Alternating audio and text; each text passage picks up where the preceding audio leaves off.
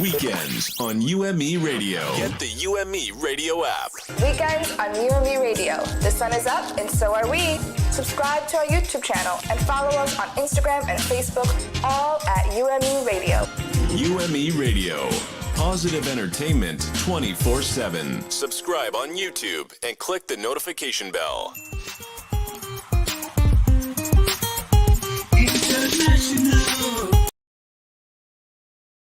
Entertainment now on UME Radio, WUMEDB New York. This show takes you beyond the music, dance, box office and thrills. For deeper and more meaningful insights into the minds and hearts of the players.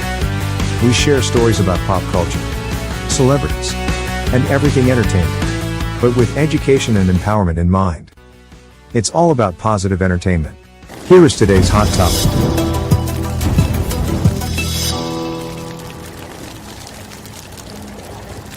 Here are the headlines for today's hot topics. Cardi B awarded over $4 million in libel suit against YouTuber Tasha K. That's not right. Janet Jackson slams rumors of having a secret baby with ex-husband James DeBarge. Variety.com released on January 25 that the Bodak Yellow artist, Cardi B, was awarded nearly $3 million in punitive damages and attorney's fees on Tuesday in her libel lawsuit against celebrity gossip blogger Tasha K. The award comes on top of the $1.25 million that jurors awarded on Monday after finding Tasha K, whose real name is Latasha Kebe, liable on counts of defamation, invasion of privacy, and infliction of emotional distress. Cardi B sued Kebe in 2019 over several videos uploaded to her YouTube channel that made harmful claims about the rap artist. Kebe claimed Cardi B contracted herpes, was a prostitute, cheated on her husband, took hard drugs, would give birth to a child with intellectual disabilities, and had engaged in lewd acts with beer bottles, among other assertions. Cardi B's lawyers said Kebe was obsessed with slandering the Bodak Yellow rapper and continued posting slanderous content because it got more views than her other posts. Cardi B's lawyers added that the rapper was not a prostitute, had never had herpes, and had never used cocaine. The federal jury in Georgia awarded $1 million on Monday to cover Cardi B's pain, suffering and reputational damage, as well as another $250,000 for medical expenses. On Tuesday, the jurors ordered Kebe to pay an additional $1 million in punitive damages, and her company Kebe Studios LLC to pay another $500,000. On top of that, Kebe is required to reimburse Cardi B for the personal cost of bringing the lawsuit, a total of $1,338,753.47. Sadr Sabek, who represented Kebe in the case, issued a terse statement: "We disagree with the verdict, and we will be filing an appeal." In a statement sent to Variety, Cardi B said, "After almost 4 years of repeated libel and slander against me, being able to walk away from this victorious brings me great happiness. I appreciate Judge Ray for conducting a fair and impartial trial. I am grateful for the jury and their careful deliberation over the past 2 weeks. I am profoundly grateful for the hard work and support from my legal team. Most importantly, thank you to my family and close friends who held my hand and helped me get the support I needed during this experience." Cardi B continued, "During this trial, all of you have learned about the darkest time in my life.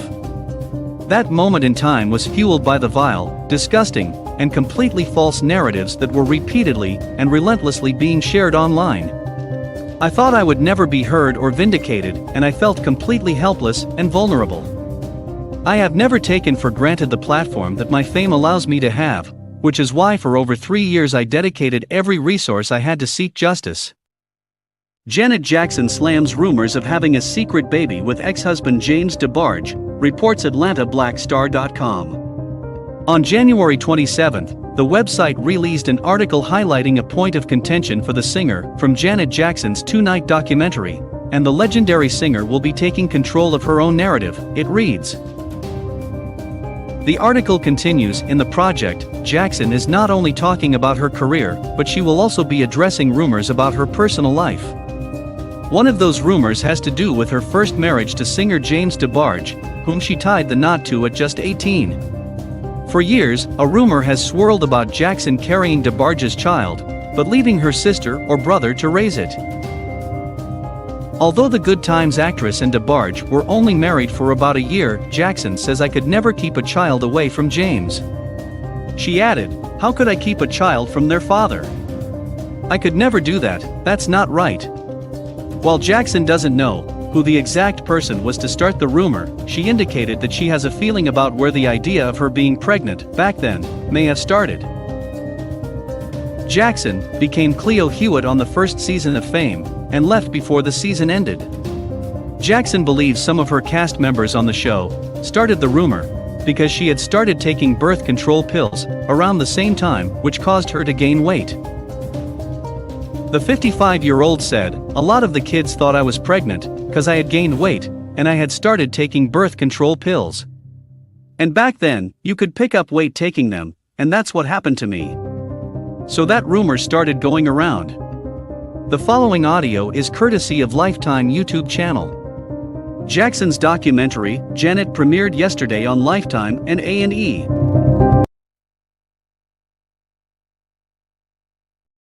Principles of journalism. Your first obligation is truth. Be transparent. Allow your audiences to make their own assessment of the information and draw their own conclusion. Your first loyalty is to citizens. Maintain allegiance to citizens and the larger public interest above any other. Present a representative picture of all constituent groups in society. Its essence is discipline of verification. This is what separates journalism from other modes of communication such as propaganda, fiction, or entertainment. Its practitioners must maintain an independence from those they cover. Be objective. It must serve as an independent monitor of power. You serve as watchdog over those whose power and position most affect citizens. It must provide a forum for public criticism and compromise. Accuracy and truthfulness requires that as framers of the public discussion, we not neglect the points of common ground where problem solving occurs. It must strive to make the significant interesting and relevant. It is storytelling with a purpose. It must keep the news comprehensive and proportional. Keeping news in proportion and not leaving important things out are also cornerstones of truthfulness. Its practitioners must be allowed to exercise their personal conscience. Every journalist must have a personal sense of ethics and responsibility, a moral compass. Last year, on March 27th, UMERADIO published an interview with seasoned journalist Garfield Burford. He has been working as a journalist since 1998, and is currently the Director of News, Sports, and Current Affairs for the Antigua and Barbuda Government Broadcasting Agency. The following is a portion of that interview, which was centered around the principles of journalism, with references to the media coverage of the Duchess of Sussex Meghan Markle. We believe it is also pertinent to Cardi B and Tasha K's verdict. I'm really happy to be here with you to discuss a story that is, or an issue that is really close to my heart in terms of journalism, the practice of journalism, and what I consider to be the absolutely inalienable tenets of journalism that cannot be in any way compromised. Those are the foundational aspects of what journalism is built about. For example, early in your introduction, you had it. Some of the issues of truth, accuracy, fairness, fearlessness. Those are some of the issues that I'm really happy to be talking with you about. there's been such a metamorphosis in the way information is gathered. So back in the time before social media became a major phenomenon, people depended on air or the print. So it was a specific time for the news. Let's say, for example, on television or radio, it was appointment radio or television. You tune in at a particular point and you listen for what was big in the news at that point. What has emerged now is instantaneous news, almost like fast food news. For instant gratification, people want information now. They're not going to wait until your next newscast, whether it be 7 o'clock, 8 o'clock. That's too late. By 7 and 8 o'clock, whatever would have happened 2-3 hours before that is already almost stale news. You have to be advancing the story. You have to be trying to find new angles, getting details on it. So what has emerged has been a kind of dichotomy between new media, i.e. social media, with all its platforms, such as, for example, Facebook and Twitter and YouTube, etc., and Instagram. And then you have the traditional media, which continues to have to find a way to make sure that it is not totally usurped and eclipsed by social media. So while I mentioned this at a forum with the US Embassy in Jamaica about probably 6-7 years ago, and at the time, the media was discussing how do we ensure that we keep relevance within the context of a significantly emerging influence of social media. Because people want new information now. And it almost, if the media is not careful, if traditional media is not careful, you could find a situation where they are eclipsed. They're irrelevant because people find a way to get their information on social media. So what traditional media has to do, it has to maintain relevance by having a social media presence, and that social media presence cannot in any way compromise the values and tenets of journalism, meaning double check, triple check, make sure that your information is accurate before you post it, because people, for example, influencers on social media, they have no such, sort of obligation. They have no such compunction. In other words, it is not significant to them whether or not they check the veracity of some information before they post it. They just post it, and their many followers will gobble up that information, share it myriads of times. And if it's not true, they just say, well, oops, that's it. The traditional media can't say that and is not in a position, doesn't have the luxury of putting something out and waiting for verification. We have to verify first. So it puts the onus on traditional media to get information quickly, get verification quickly, and compete in the social media sphere. Otherwise, it becomes a dinosaur, a troglodyte, it becomes, stale news. So it has to maintain relevance in the social media space. At the same time, in the traditional media space, it has to maintain that level of investigative journalism, of long-form journalism, because social media has no such interest in long-form and investigative journalism for the most part. Their main job and their main obligation and the interest is to get information out quickly to satisfy the instant gratification culture that we have. Almost like fast food. You drive up to a window, you get your food in a minute or two, and you're gone. That's the way information is going these days. We have to make a distinction between traditional news platforms, between bona fide news platforms, and we have to make a difference between credible journalism, journalism in its true form, and yellow journalism, meaning sensationalism, hyperbole, exaggerations, creating eye-catching headlines just for the sake of getting readership or significant audiences. That's what a lot of media has created these days. And in fact, what you were reading at the top about, for example, the News of the World using very, very underhand tactics to get information, going into people, hacking into people's voice messages and so on to get information. The News of the World was guilty of that. But that was their stock in trade. That is what they wanted to do. That was their bread and butter. They were into creating these eye-catching headlines, yellow journalism to get readers, to get likes and to get shares. But credible journalism, which is worth its salt, cannot be engaged in that. So tabloid journalism is about getting headlines, getting eyes, getting readers. If it's, for example, a newspaper, if it's an online platform, getting likes and shares and getting people to getting eyeballs, aggregating eyeballs. So it's about, a lot of it may not necessarily be false information per se, but it is certainly exaggerated. Hardcore news and respectable news organizations, which are worth their salt, which has a reputation to protect, and the currency of journalism, of journalists with worth their salt, is their credibility. They live or die with their credibility.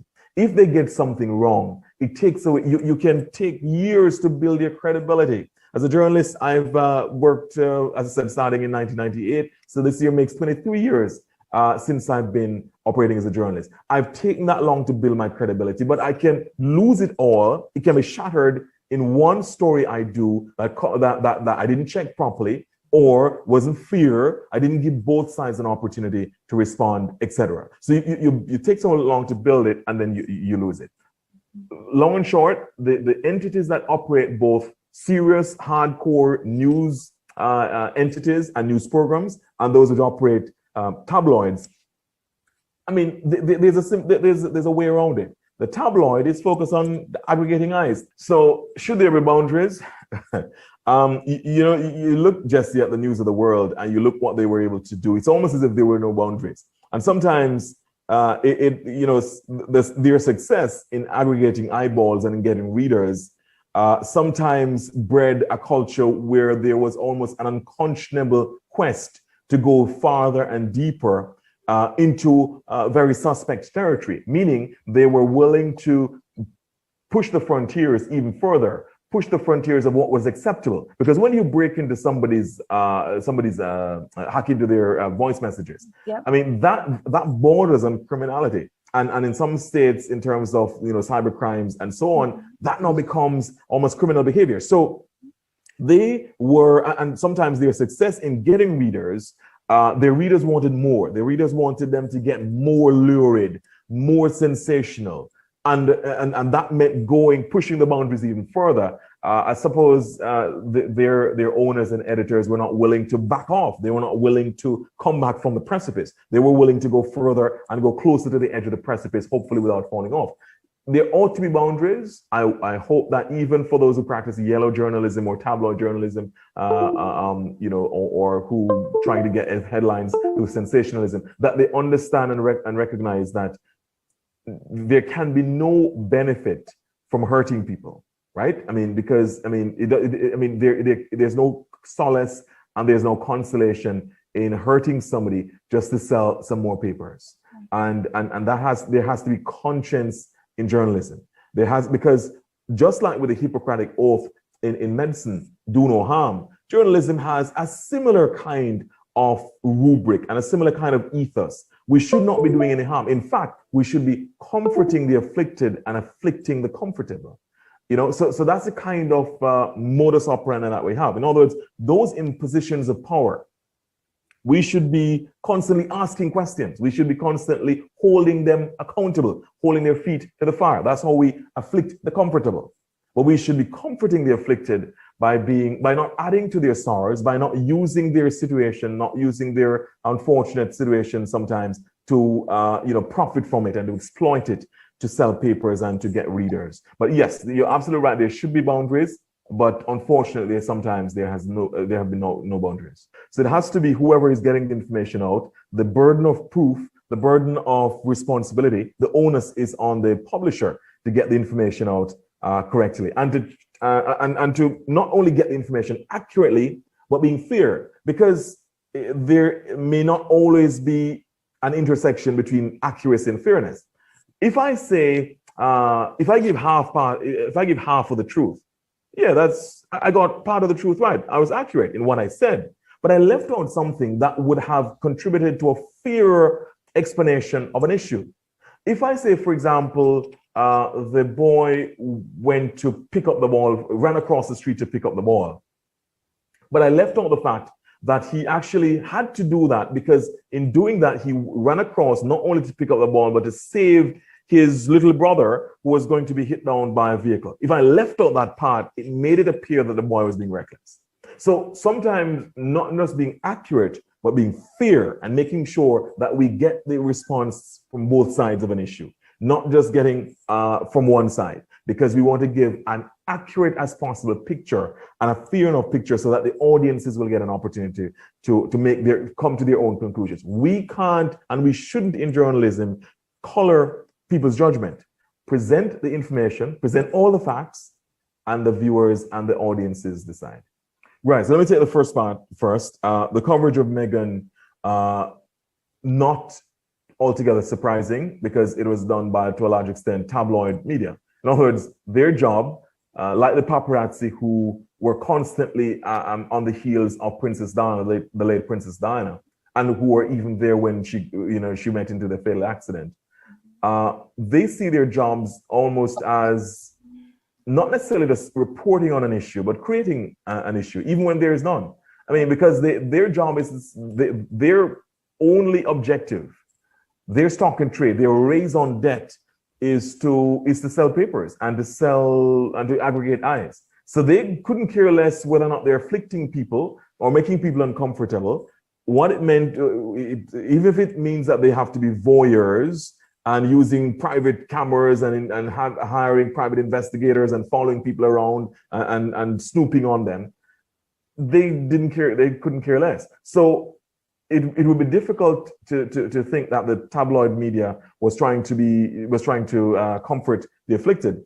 Obviously, their job to as much as possible get into people's faces, and for the most part, that is going to afflict people for the most part. So the coverage of Meghan, to a large extent, left her very, very uncomfortable. And I think she actually sought legal redress in some cases. And I think in some cases, she actually succeeded in the legal redress that she sought. And good for her, because she should also, every person, irrespective of how public their life is entitled to some level of privacy. And they should be entitled to some redress if their rights are breached. And that's why we have the courts. So in a way, understandable why the tabloid media did what they did and how they covered her, but Meghan also had a right to her reputation and to her privacy, as much as there can be a balance between the privacy of an individual and the fact that she's a public figure and a member of the royal family. But yes, I mean, it would be difficult to look at their coverage as being fair, balanced, because I don't think that was their objective. Their objective was to sell as many papers as possible, and that's what they went after. We have a listener question that just came in, and they said it sounds like and looks like as though a tabloid is like a possessed jackass on the loose, and they want to know who holds those tabloids accountable, or are there no accountability? Good because question. They operate under the banner of a tabloid, and if so, what really stops the multiplication of more tabloids over credible news agencies? Right, that's a very engaged question, and we thank our listener for that. Right, so who holds them accountable? The issue of regulation, the issue of regulatory authority in the media has been a thorny one for a long time, and especially as media has exploded in terms of we're having the propagation and the proliferation of all these social media platforms. Essentially right now, there's been a democratization, a liberalization of information technology. So anybody can essentially go out and be a publisher. Anybody can essentially go out and be a purveyor of information. Whereas decades ago, it was just confined to a few people who had the cash and the capital to be able to start a news entity and be able to put up transmitters all over the place and broadcast. Right now, with the internet and voice over VoIP, anybody can essentially be a purveyor of information. So the second part of the question first for the listener is the propagation of these tabloids whose interest is in trying to aggregate eyes and to try to get as many people as possible to share and to like and to buy, if it's papers that they're producing. It's going to be difficult to stop their propagation. Who holds them accountable? In different jurisdictions, there are, let's be clear, people have legal redress in every jurisdiction. Once it is a self-respecting country, whether it's a tabloid, whatever they call themselves in terms of the nomenclature of the organization, if they publish something about somebody that's not true, then that person has the right to defend their reputation and has a right to their reputation and not have it tarnished and defamed. So there's always legal redress. But regulatory authority and modification is varies from different jurisdiction to jurisdiction, because in some countries the regulation is a little bit more lax. In other countries it's a bit tougher. But you would expect that in the UK, with their culture of media regulation, that they would perhaps be pay a little bit more focus on the tabloids. Although you have to also bear in mind that there has to be a balance between freedom of expression and the freedom of these tabloids to publish what they want. But bear in mind that they know that they can go only so far, no more, because if they are sued successfully, it can put them out of business. So there's a fair bit of self-censorship as well by the tabloids, because they know that people have legal redress. But you would expect that, sometimes there has to be that balance between the right of the publisher to freedom of speech and the right of the individual to their privacy and their reputation.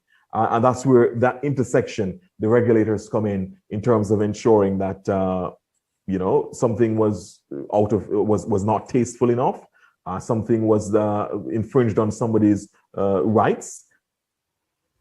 So principally, there is the court in terms of the legality of it, but you would expect that the regulators are also paying close attention, especially in this age when we have a proliferation of social media.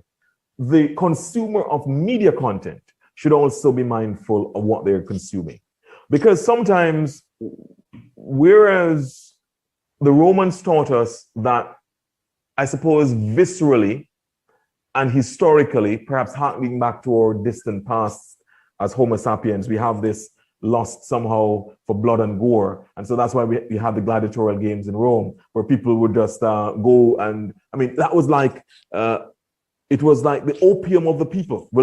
Karl Marx said religion is the opium of the people, of the masses.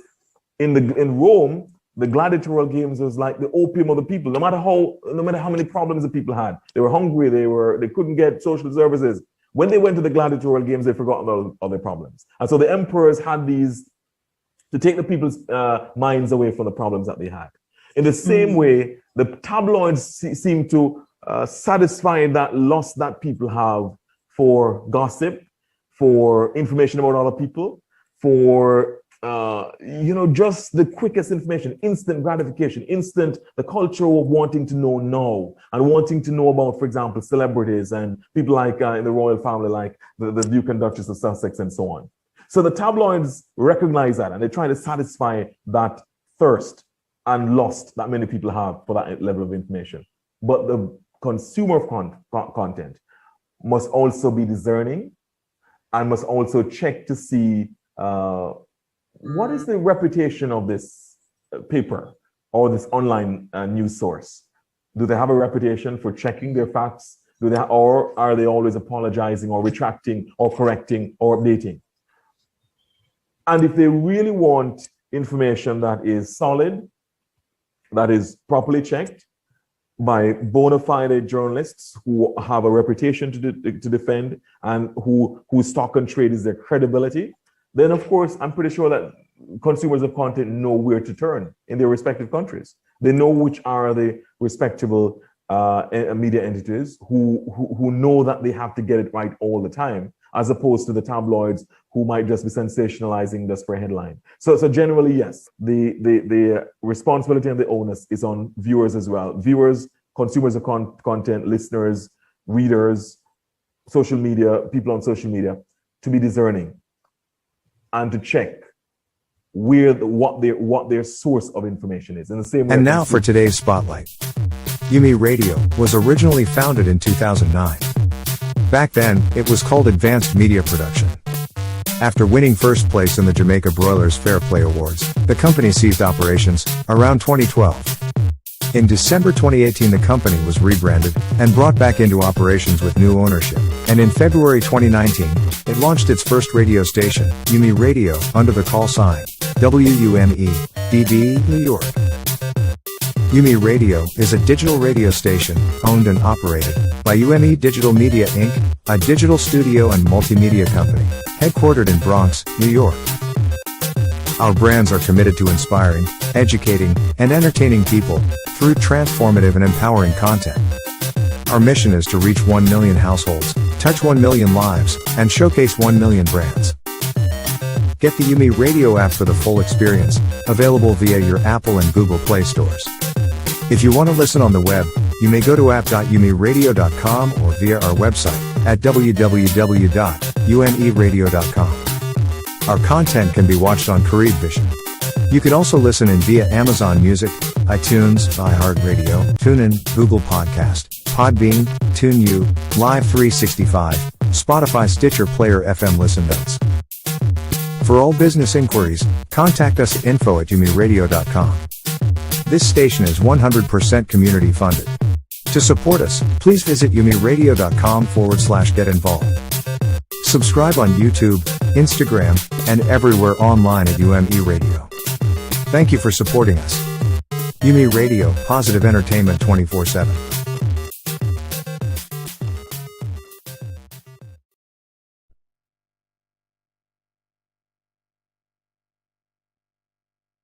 Get fit. Mind, body, and soul. With pro athlete, impact speaker, and performance coach Diondre Borel. Saturdays at 8:30 a.m.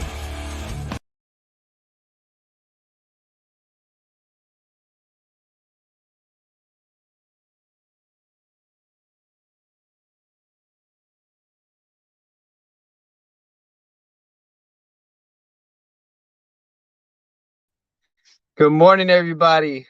Welcome to Get Fit, Mind, Body, and Soul. My name is Diondre Borel. Just very thankful for this morning. I hope everyone's having a blessed day so far all over the country. Like I said, early morning right now. Those of you in the Pacific time, Central time, Eastern time, just grateful, man. This is your first time. I hope you're excited and ready to go. I am a former NFL player, playing for 3 NFL teams: the Green Bay Packers, the Tampa Bay Buccaneers, and the Tennessee Titans. I've also played in other professional leagues as well, overseas in Finland, arena football, won 2 championships. And currently right now, I am the founder and owner of Create Elite Performance, Health, and Wellness. We train youth athletes, high school athletes, and adults that desire to stay healthy and fit. I'm an impact speaker, as well as a board member on the Minority Psychology Network. So I'm very grateful for those things. The objective of this show is to create awareness about health and fitness. So getting you mentally, physically, and spiritually fit through people's testimonies, through their experiences, through knowledge, through fitness knowledge, how to train, when to train, affirmations, what you can do to help your whole mindset. That's what we do here, and this is the objective of the show. It's just a great feeling, a great thing to do. I'm just very thankful for UME Radio and the weekend show and the support that we do have. So I hope everybody is excited and ready to go, as well as doing workouts online. So last week we did a workout online. So just very thankful for that. Today, again, is about the comeback. So that's big in our lives. Those of you that are watching the comeback mentally, physically, spiritually, that is what we're going to be talking about today. It's going to be exciting, and just want to start you off with the verse. I always start off with the Bible verse and a prayer. So the verse of the day is, you see the smile on my face right here. I'm so excited. The verse of the day is Psalm 118:24. This is the day which the Lord hath made. We will rejoice and be glad in it. So be glad and be thankful. So I just want to say thank you, Father God, for this moment in time. Thank you for what you're doing. Thank you for the weekend show. Thank you for UME Radio. Thank you for waking us up this morning. Thank you for giving us the grace. Thank you for giving us the blessings that we did not deserve on today and in our past. You've always loved us since we were in the womb. You created us to be greatness, to be champions, Father God. So we're just grateful for that. So everybody that's tuning in onto this show, everybody that gets to watch the show later, Father God, just touch their hearts and show them who they are and what they can be, Father God, and show them the way, mentally, physically, and spiritually, and cover us throughout the day. In the name of Jesus, I pray and thank you. Amen. So yes, I'd like to welcome my special guest. He is a former teammate of mine. He is a man of God. There he is. Look at him. Hawaii record holder, former NFL player. He's also played in the CFL. And man, he said he's a recovering addict, and that is all a blessing. This guy is special. I love this man for who he is. When we were in Green Bay, it just brings back memories to me. Just very grateful to know him. We've actually played each other in college as well. And man, just spiritually, I know this guy right here was just on top of his game when we were in Green Bay, and we had experiences, man. We didn't been through injuries together, ups and downs during that time, and just very grateful, man. How you doing, Alex? What's going on, brother? How we doing? I'm doing pretty well, man. Just thankful, man. I'm just thankful to see you on here.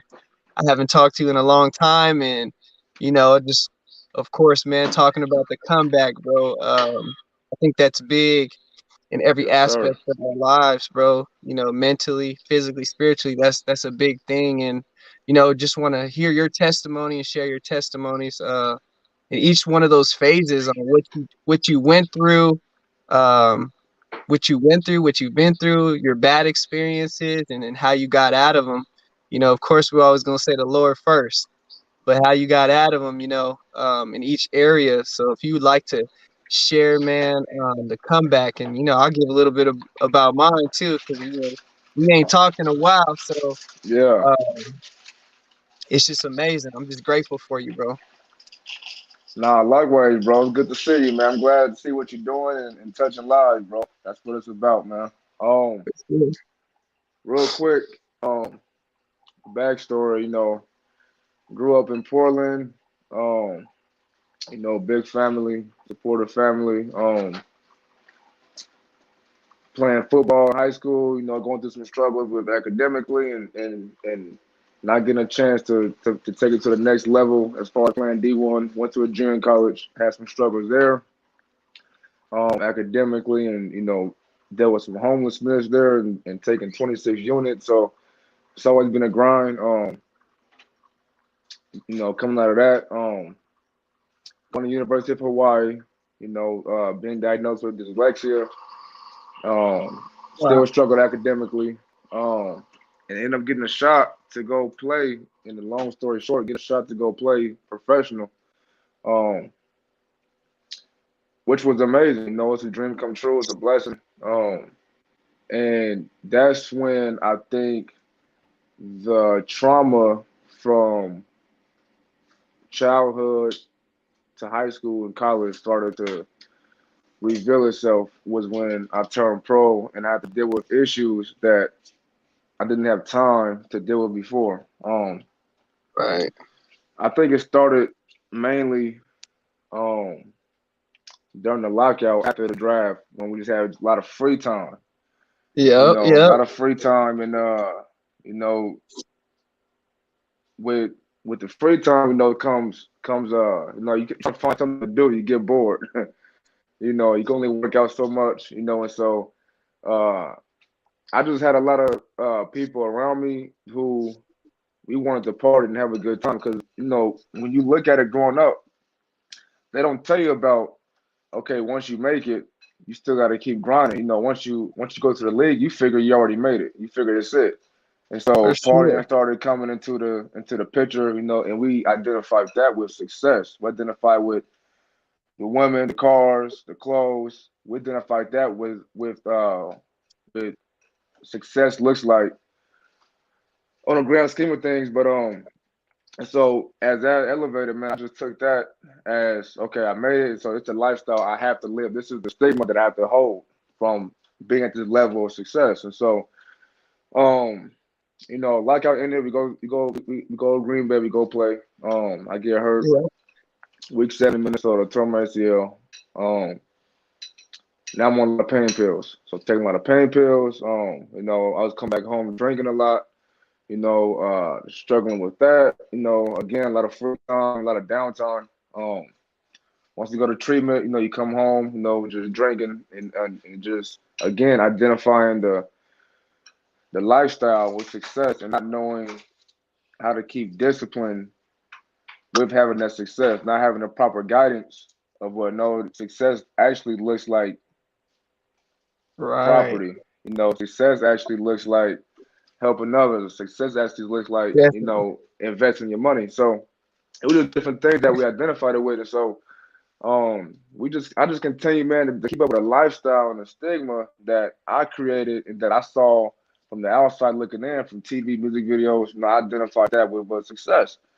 And so as time goes on, the drinking picks up, I'm still playing ball. I end up going to the Jets. Still drinking, still smoking. Hmm. Even more so now, because now I'm more into it. So the more I'm into it, the more I'm trying to keep it with a lifestyle. I go back home. Right. I'm doing more partying than I am working out. I'm doing more hanging out. And so, once I get out the league, now I have nothing but time, and I don't have to keep up with the workout part and the success part. Now I'm just keeping up with the stigma. So now I'm the former athlete with time on my hands, and I'm back home, and I'm trying to figure out how to keep it with a stigma without having that same level of success. And so that's where it started to pick up at a lot more heavily. I got to a bad spot. I ended up going back to playing Canada for a couple of years to try to get my mind back out of what they call the gutter. Get my mind back to Right. even playing service field to where I can actually function on my outside life. And I knew football was my only outlet to keep me grounded and disciplined in my outside life without going down this spiral and this rabbit hole that I couldn't climb out of.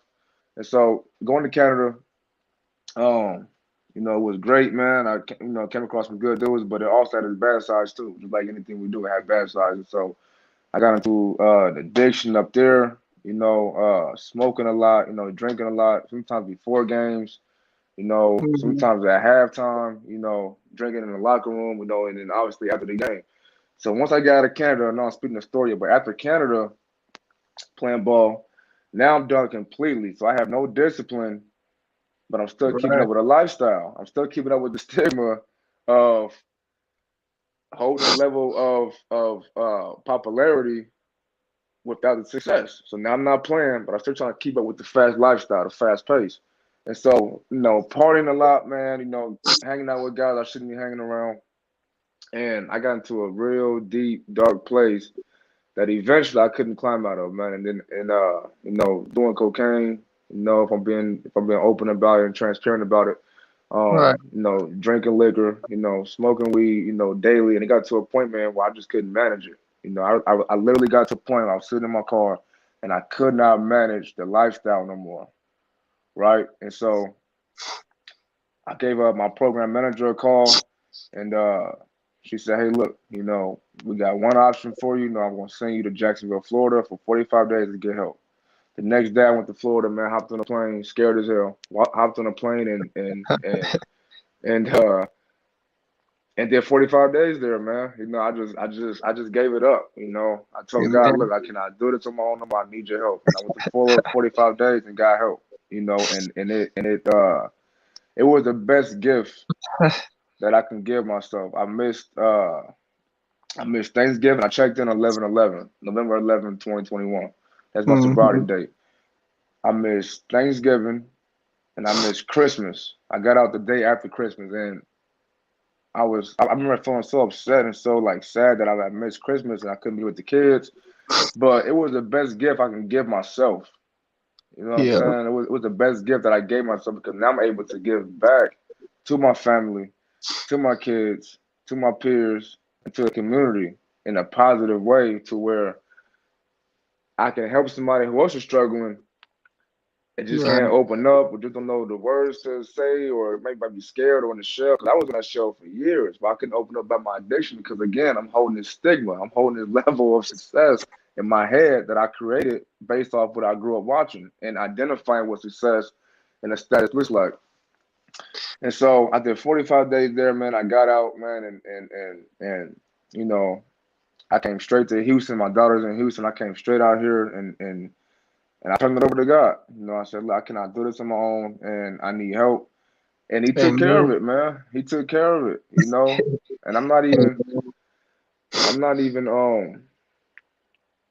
even trying to be like super duper spiritual, but it really was his grace and his Right. mercy he had on me, man, to get me through it because I literally could not do it on my own. I was done. I was at my end. I tried everything I could. I tried to quit a couple of times, kept going back. Tried to okay, let me go coach a high school team, get my mind back focused. Coach there, it was great. Went right back to doing what I was doing. But once I gave it up to God, that's when things started happening. The doors started opening, man. And the world just got brighter for me, from this Man. dark place, man. I was able to climb my way up the rabbit hole. And so now I'm in Houston. I'm close to my daughter, talking to my kids every day. I'm around the family. I'm touching lives, man. I put a story out the other day. Man. Hundreds of people reached out, and so I'm just here to get the story out, man, and to just to make sure that I let people know that it's okay to not be okay. And it's okay to get help. And it's okay to be able to say, hey, I'm fighting this battle. What do I do? And there's help out there for us. You got to be willing and able to take it and accept the fact that I have a problem or I might be struggling with a problem and I don't know how to really get out of it. Man, there's help out there. So, We got a question for you by okay. Entrepreneurs Aloud. What is the most profound lesson that you've learned from your experience?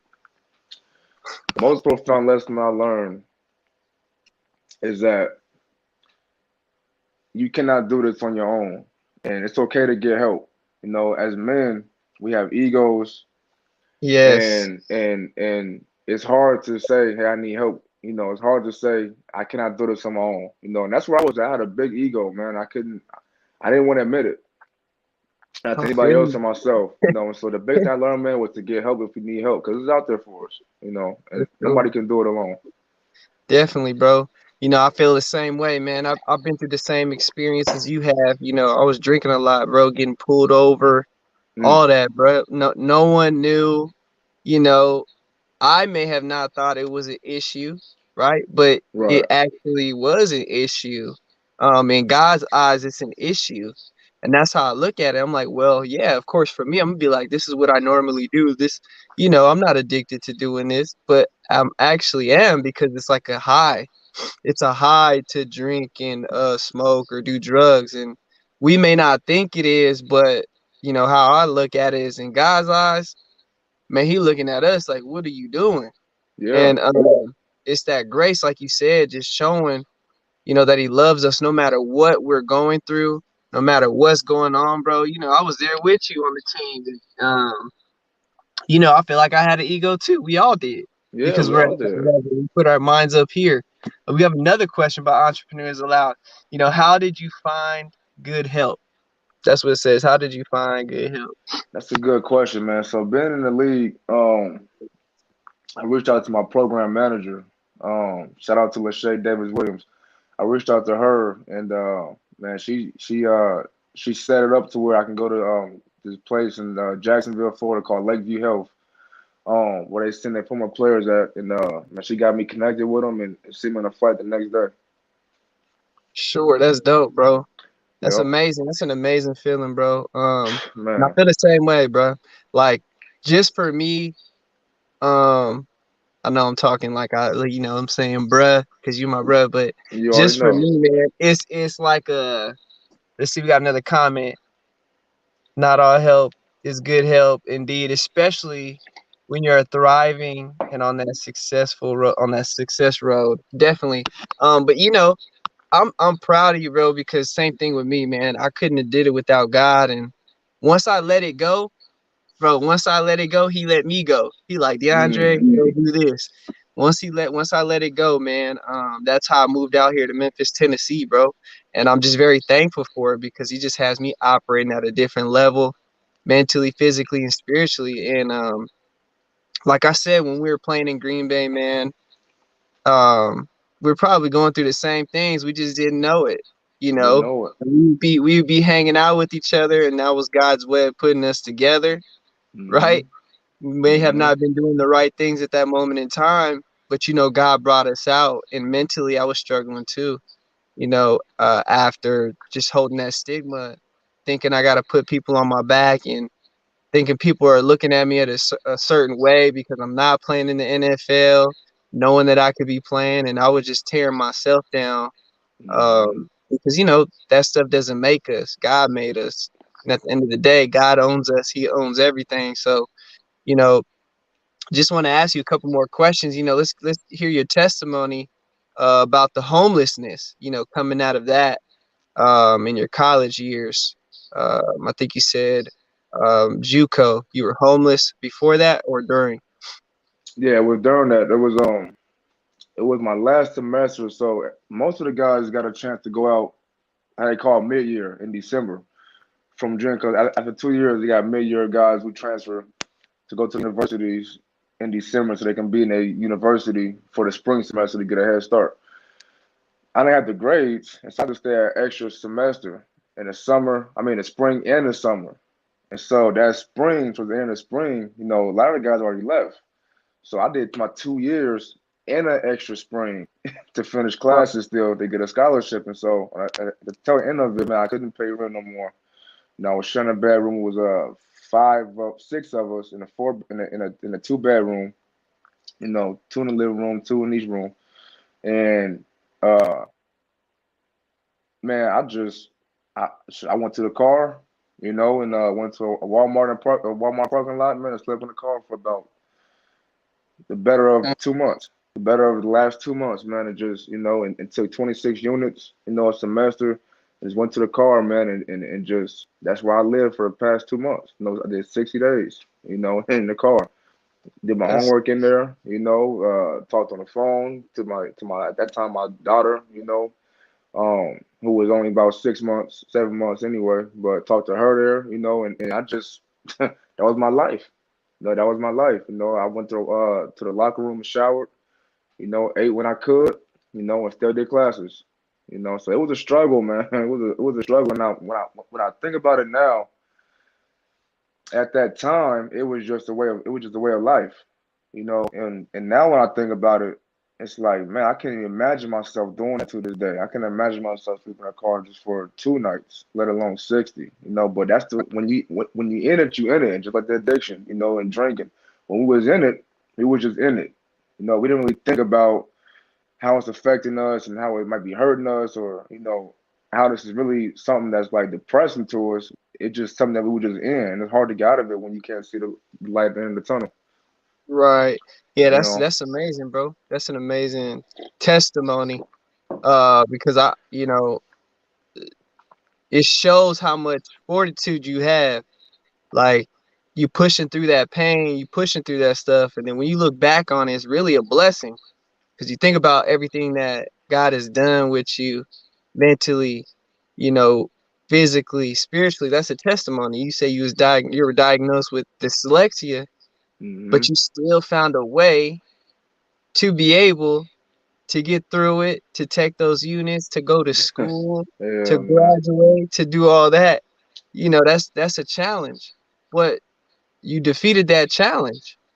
Let's see, You and Me Radio got a special. Let's see what they viewer comment. Love this. Success looks like helping others. Amen. That's the truth, because Hmm. uh, being selfless, to be able to give out your gifts and your talents and show others what you can be, and how much of a light you are to the world. God made you a light, and football was just something we were passing through.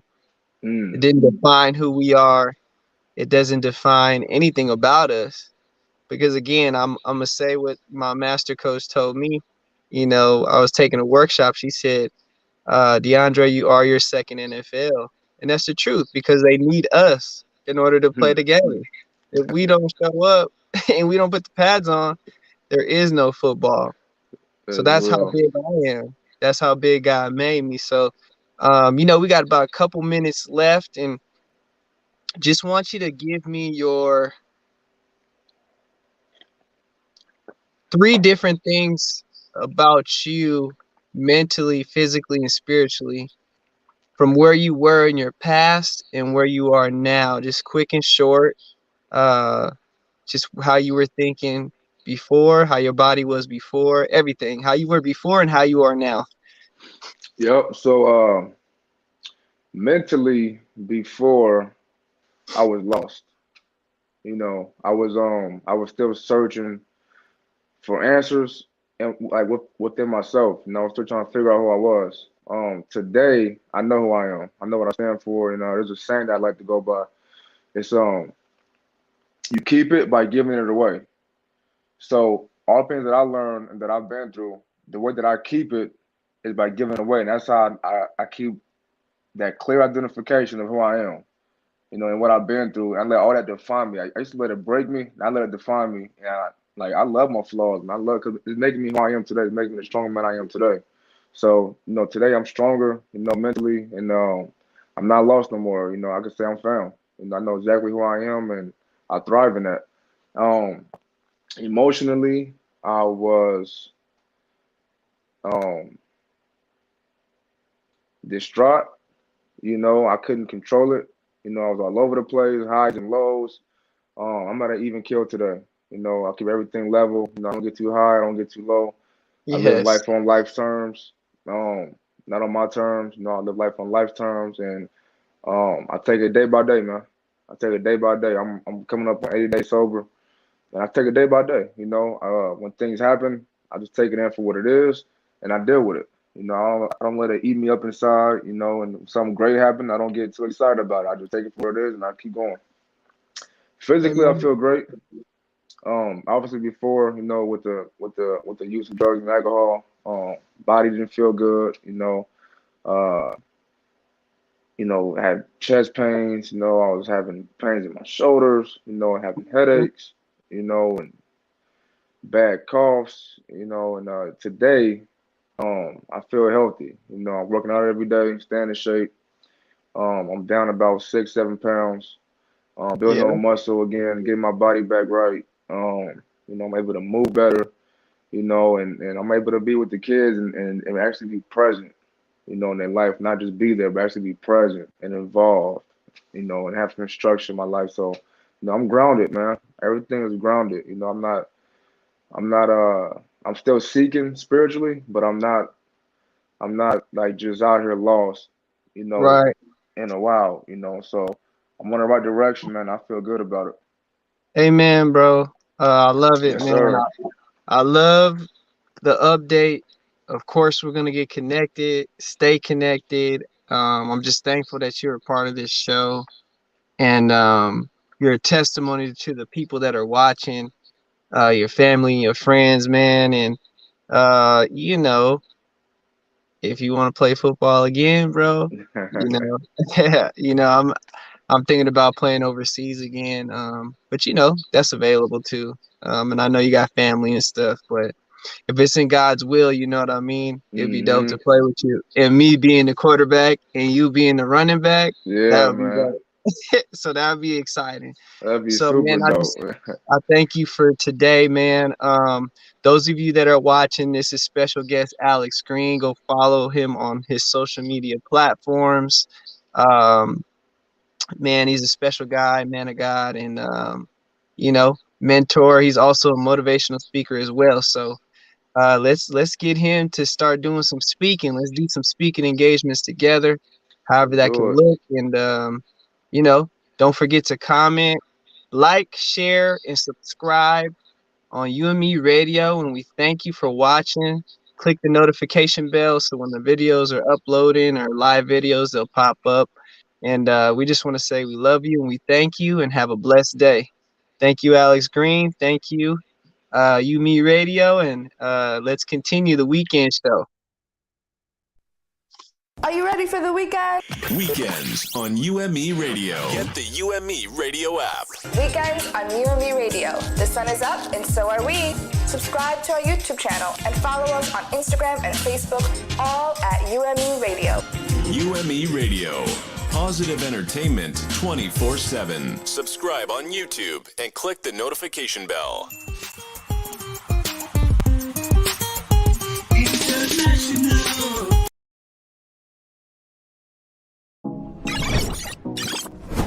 she decided to jump, and it was the best decision she ever made. You are now tuned in to Business and Branding with Show. Good morning, good morning, good morning, good morning, good morning, everyone. Just want to thank you for joining the weekend show. This is where we have open, honest growth conversations to inspire, educate, and motivate. Our hosts are experienced, authentic, and unafraid to say it like it is. We share insights, real life experiences, and expert knowledge on topics for the empowerment of our community. We encourage you to be the change, be open to learning new things, and be willing to do the work. We want to say a big thank you to all of our partners, subscribers, supporters, listeners, and viewers from all over the world. And we are looking forward to a great show. Remember to subscribe, like, share, click on the notification bell so that you know when we go live and we upload a new video. My name is Shola Smith. I am an entrepreneur. I am 38 years old. I have a beverage manufacturing company called Smith Blends, which is owned by myself and my mom. This is where this gets really, really good. So while I am doing business and branding with Show, I am actually walking through in real time what it is to be an entrepreneur. And so I have been working on this business for 2 years. Lots of amazing things have happened since I have started Smith Blends. We make all natural iced teas down here in local Orlando, Florida, Central Florida, excuse me. And what we do and what makes it so unique is that we have a greenhouse where we actually grow our products. So we grow the actual crop, we harvest it, and then we convert it into iced teas and also loose leaf teas. And so right now we have 7 flavors of iced teas. We also have loose leaf teas that you can actually steep yourself, or you can order it and it'll come in a tea bag. We are working on creating a clean soda, which is a healthy alternative option, which will be an immunity booster. We just want to make sure that we give the option to our customers that there are always alternative options so that you don't only have to go the sugary route. You can actually do something that's a little bit more health conscious and be mindful of your health. So that's a little bit about myself. Today we will be talking about the perfect pitch. Now, this is very, very, very extremely important. No matter if you have your own business, if you're working on a project, if you're working on something special, you want to be able to pitch it perfectly to whomever it is that you are talking to, whoever is your target audience, whoever is the person that you're looking to gain some financial investment into your business. This is going to allow you to respect their time, to whomever it is that you're talking to, and put your business plan into a 1-minute pitch. Now, if you do go over, it's okay, but you want to narrow down all the key information into 1 minute. I know 1 minute sounds like, how am I going to get all of my, like a snapshot of my business in 1 minute? It definitely can be done. And especially if you're in an elevator with an investor who has a lot of money that has little time, you have less than 1 minute. You actually have maybe about 30 seconds. And if they like you, then you'll get a little bit more time and you'll be able to set up a meeting. But the key is to package it in a way where you can get your business out there and get funding and get people excited about what you are doing.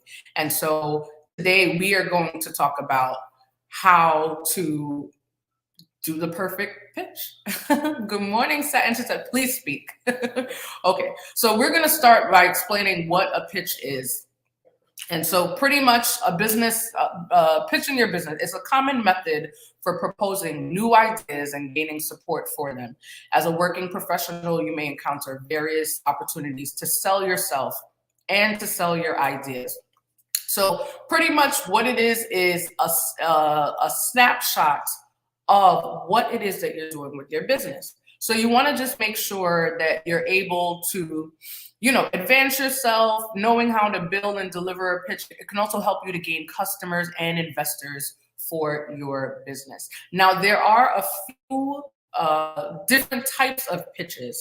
And so I wanted to make sure that I was able to explain that while we are going through perfecting your pitch.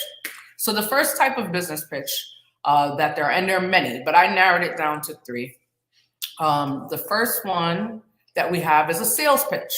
The next one that we have is a pitch. And then the last one we have is an interrogative pitch. So for a sales pitch, you want to make sure that you are selling almost like you're selling your features, your highlights. So a sales pitch is a brief message that attracts your audience's attention and outlines your business plan or the products and services that you offer. The goal is to make the audience invest in your business or purchase your products or services. Elevator pitch is another term for a sales pitch because it should last as long as an elevator ride. Now, I did mention before about being in the elevator scenario, being in the elevator with a millionaire investor, right? That is what we all as business owners would love to happen in a perfect world. Now, I say that to say is that you want to make sure that you are definitely able to capture whomever it is that you're talking to in a matter of seconds. And at the end of this, I'm going to give you my perfect pitch for my business, Smith Blends. So that way you can kind of understand exactly where we're going. You want to make sure that you gather research. You want to make sure that you're gathering research and data to support what you are saying, because this information will definitely help you. It'll help you demonstrate credibility, and it will help you develop trust. So in masterclass, good morning, left a comment and said, and a pitch is any conversation where you are seeking interest or buy-in to whatever you are selling. That is super, super important. So you want to make sure that you are capturing their interests. Capturing their interests is very, very important because that's how you're going to be able to organically spread the word about your business. Good morning, Satin. Sometimes when people pitch, all I hear is I. The only concern is what they want. And that is very, very true. You want to make sure that you're pitching the success of the business. You're pitching what you're doing, what you have in the pipeline, what is coming up next. You want to make sure that you also understand your audience, right? And so you have to know who your target audience is. You have to know what it is that the audience wants. It will help you build a better pitch. Pretty much you're stating your claim as to why you're starting this business, what this business is about, what the issue is, what the solution is, and how you will be able to provide the solution. So I know it's a lot to cram in there. However, it's extremely, extremely, extremely important. So we're going to move on to the next type of business pitch.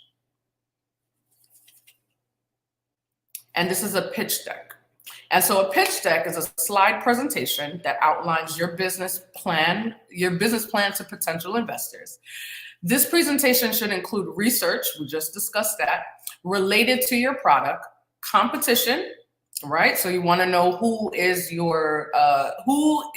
the same space as you as far as competitively, your marketing plan, and the company's finances. So you need to provide a complete view of your company as it currently exists and the potential value it holds for investors to persuade their decisions. This, I think, is the most important document aside from, financials, right? But document-wise, I think that this is one of the most important documents your business can have. And the reason why I believe that it is very important is because this is something that you can email over or send over to anyone or print it out and put it in someone's hand. This will give you not only what your business is, what's going on with your business, what you're looking for, what's in the pipeline, what you have coming up, but it will also be able to provide visuals of your products, visuals of your services. So automatically, we are visual beings. Our eyes we look at everything. Colors mean everything. The pictures mean everything. Putting it all together, that is another method, another way for you to capture someone's attention. And so that is the purpose of the pitch, is to capture their attention. You want to make sure that you capture their attention.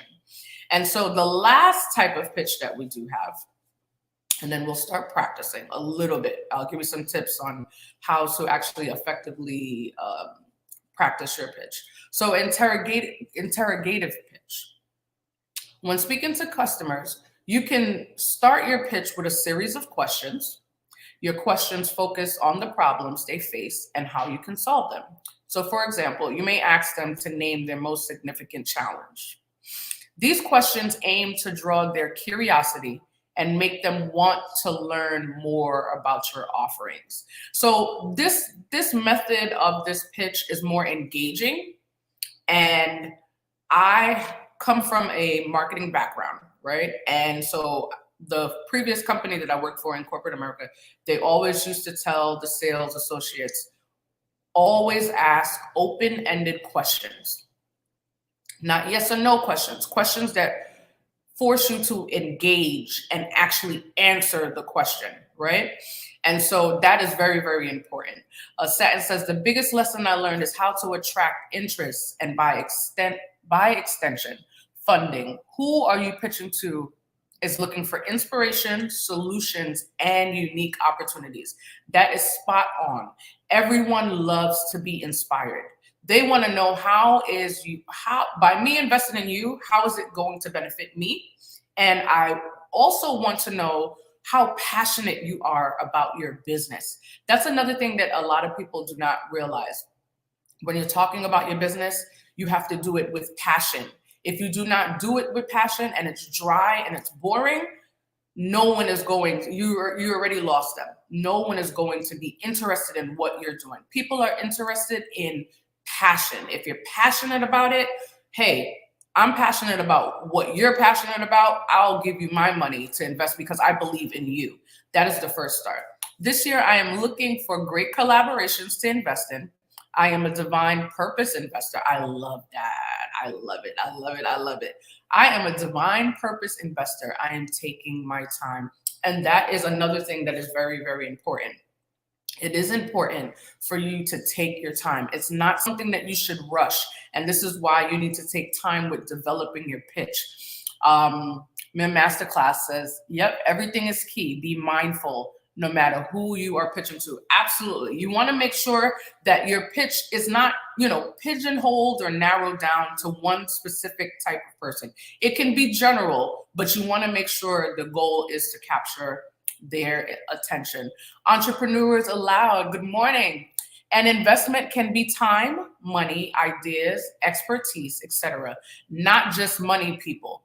You need people to buy in, support, like, comment, and share. All these are investments. And that is very, very important. Support comes in different forms, not only financial. You also want to make sure that the people that are supporting you and sharing your business, that's support as well. Word of mouth is support as well. A recommendation or a referral is support as well. Anytime someone, tags me in or tags Smith Blends in, a vendor opportunity, that is support. Anyone that talks about my drinks, that is support. Anyone that purchases any of my drinks to give or to share as a gift, that is support. Any form of buying into your business is support, and the perfect pitch will be able to help facilitate that as well. So what I want to do is I want to be able to give you guys some tips on how to practice a perfect pitch. Now, in order to deliver an effective pitch, you want to make sure that you conduct and gather research, right? So you want to make sure that you have data You want to make sure that you have customer testimonials. You want to make sure that you have someone that's vouching for what exactly you are selling, your products, your services, right? Because that helps. If someone else has a great experience with one of your products or one of your services, you want to make sure that you mention the impact that you're making. So I think that is a great tool to use to affect the pitch. You want to understand your audience. You have to know who you are pitching to, right? And you want to know who your audience. You want to make sure that that you know the audience for your products and your services. So you also want to build the pitch. It's a build-up. You are also introducing yourself. You're introducing your business, and you're introducing your plan. It's a comprehensive view of what this concept is. So if you are, for example, at a networking event, you need to be able to practice and develop an elevator pitch, right? So the thing that I love about networking is that everyone is just there to talk. It's a conversation. And once you have mastered your pitch enough, it should feel natural, like a conversation. You're having a conversation about your business, about what you're doing next. And that will open up the door for them to ask questions, for you to answer questions. And you want to keep that dialogue kind of going. That's after you present what it is that you're doing. You want to keep it focused, because when you're presenting your pitch, you want to get straight to the main message. So you want to explain your product. You want to explain your idea. You want to explain what your business is. Then you want to demonstrate to them why it benefits your audience. So the audience needs to understand and to follow the purpose of your message to stay engaged. Purpose of your message is very, very important. And Satin did touch on being a divine purpose investor. Everyone has a story. Your story is very, very important when you are talking about starting your journey, talking about your business. People buy into stories. People buy into the why behind what you're doing. Why is it that you're so passionate about this business? Why? Why should it matter to me that you're passionate about this business? Now, your story, depending on how much you want to share or how much you're willing to share, will make the world of difference. So, like I said, my company is called Smith Blends. It's owned by myself and my mother, Michelle. Hi, Mom. She's probably watching. So we own a beverage manufacturing company. And how it started is my grandmother, her name is Winnie. Hey, Ma. My grandmother, her name is Winnie, and she has since passed away. But we were in my kitchen one day, and we were trying to figure out a way to honor my grandmother. My grandmother is from Georgetown, Guyana, and she came over here with 4 kids. No job, worked, grind from the bottom. I actually grew up with my grandmother. My mother had me when she was young, and my grandmother stepped in, just like any Caribbean mother, Caribbean parent, and Caribbean family. The whole village comes together. It just so happens I was the only baby in the family during that time. So everyone kind of like came in and make sure that I was okay and help raise me. That's how Caribbean people are. We're just not going to change when it comes to that. The village is necessary, especially when you have a family and you have children. And so I watched my grandmother grow teas in our apartment in a plant pot and dry them and boil them and drink it daily. And so when my mom and I had the conversation in my kitchen, we were trying to figure out a way to honor her legacy. And so my mother said, well, why don't we do teas? My mom has a crazy green thumb. We have a greenhouse, right? And so she's already growing things. So why don't we try to do teas? We tried it, and it tastes really, really good. So my mom grew lemongrass in our greenhouse. We dried it, and we boiled it, and we added some spice and flavor to it. And we started off with one flavor, which was lemongrass. I got a bottle, and now I have a business and branding background. got bottles, got labels, labeled it. I said, well, I'm going to take this to the farmer's market. Take it to the farmer's market, and the feedback that we got was amazing. So I said, oh, this would be great. We go back to the drawing board, and we start trying to map out what this business would look like, right? So what we did was we said, okay, we have a base. We're going to make additional flavors to give people a variety of the drinks. We did that. Then I started making connections with other people and telling them about Smith Blends. Like, hey, we are a all natural tea company. We have a greenhouse in Palm Bay. And what we do is we make immunity boosting iced teas. They're very, very good, very, very tasty, very, very healthy for you. And we're a great alternative to coffee. Would you like to try it? And that 15 to 20 second conversation opened up the door and opened up wonders for us. We got plugged into another farmer's market, which was more of a corporate farmer's market. And the corporate farmer's market was amazing, and we sold out. And it was at that particular point in time that I knew what we had was really, really golden. Everything just started to snowball after that. So it's almost like we had to get prepared in real time. Like, I'm trying to get prepared because people are asking about it. Hey, where can we get it? Hey, where can we buy it? Hey, when are you coming back? And it kind of just got really out of control. So my mom and I, we decided to let's slow down a little bit. Let's take our time and let's do this the correct way. The story is we decided to create these drinks to honor my grandmother, right? So that's the story. That is what I use in my pitch. We're Caribbean American. So when my grandmother was in Guyana, she was already doing agriculture. It just so happens that now the next generation is in agriculture. The following generation is in agriculture. And then my children will be in agriculture. So we were able to meet the goal of what we wanted to do, which was leave a legacy for our grandmother. That is what people buy into. They buy into your story. Satin says, I like that. Focus on the product and the benefits. Don't be money hungry. Absolutely not. I want to just share with you something real quick.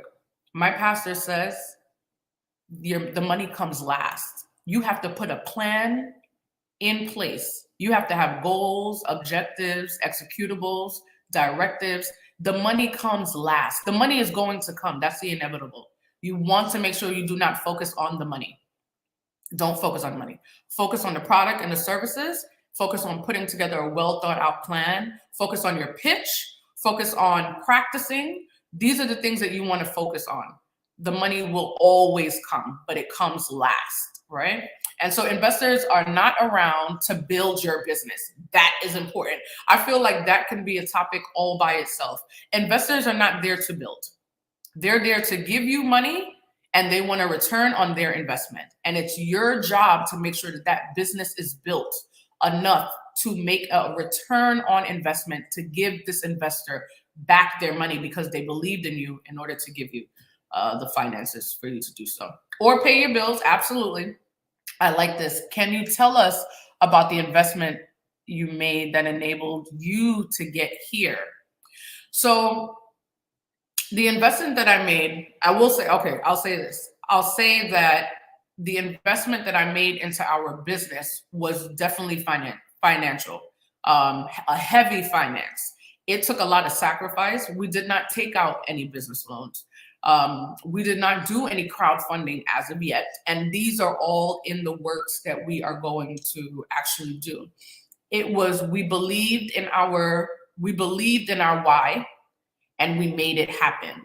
And how I got to believe in my why and how I got to make it happen is because I saw my grandmother do it. I've seen her do it. So what I did was I got to work, made no excuses. Any extra money that I made, it went into our business. So I'm more of an investor, and my mom is more of an investor in our business than anyone else as of right now. Yeah, it is true. Yep, buy your bootstrapping it. That requires money and time. Money and time, super important. Not only the finances, but also the time. I made lots of sacrifices. No, I cannot go out this weekend. No, I cannot be with you on the phone all day, all night. I am working on building my business. I'm working on creating a legacy for my children. I am working on creating a legacy for my family. And I will say this, by us stepping out on faith and doing these drinks and getting our name out there, it is a family business. My last name is Smith. My business is called Smith Blends. Not only is it, I'm the owner of the business, my mom is the owner, co-owner of the business, but it also gives a sense of pride to my family for our family's name. And that is super important. Family members that we really don't have like a close relationship with are even more proud of what we're doing and spreading the word for us because of the family name. So even when you have your business, you can't be selfish. It's not only for you. It's for the people that are connected to you that believe in what you're doing. Definitely believe in what you're doing. And it's pretty important. So you want to make sure that you have all those things put together. Okay, Satin says, please, a topic suggestion. I love this. The practical powers of ownership. Satin, I'm gonna need you to be a guest on the show, because that topic right there is so powerful. Ownership is very, very, very, very important, especially for our community. It is so important because we're used to not owning. We're used to renting or leasing, or we never own anything. And we have some amazing ideas. We have awesome work ethic. We have extreme value. We're always an asset to anyone that we work with. And it's just like we don't get the benefits that we rightfully deserve. And I would love to be a catalyst to change that.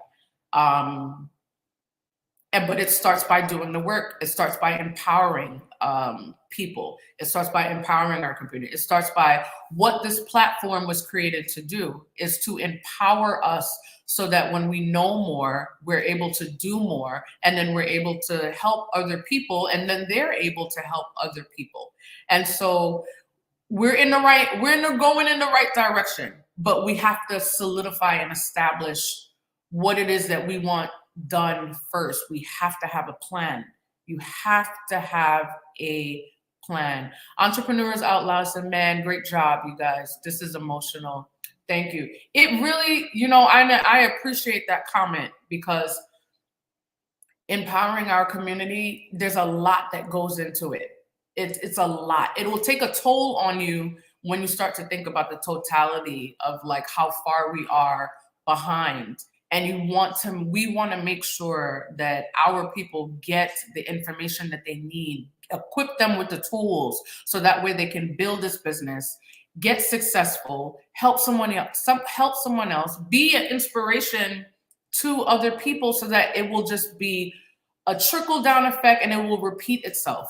And that is how we build. And that is ownership. That is ownership.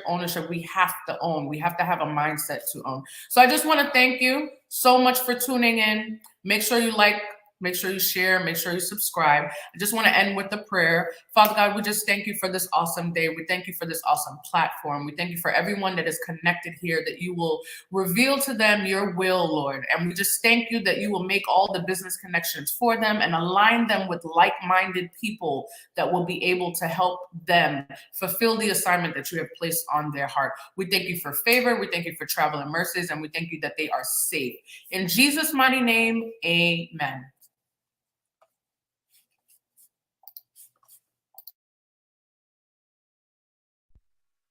Are you ready for the weekend? Weekends on UME Radio. Get the UME Radio app. Weekends on UME Radio. The sun is up and so are we. Subscribe to our YouTube channel and follow us on Instagram and Facebook, all at UME Radio. UME Radio. Positive entertainment 24/7. Subscribe on YouTube and click the notification bell.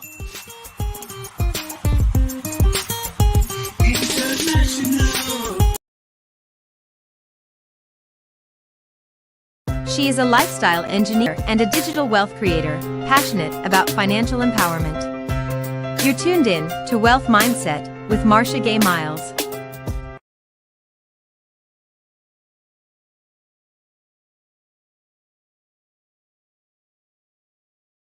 All right. Happy Saturday, beautiful people.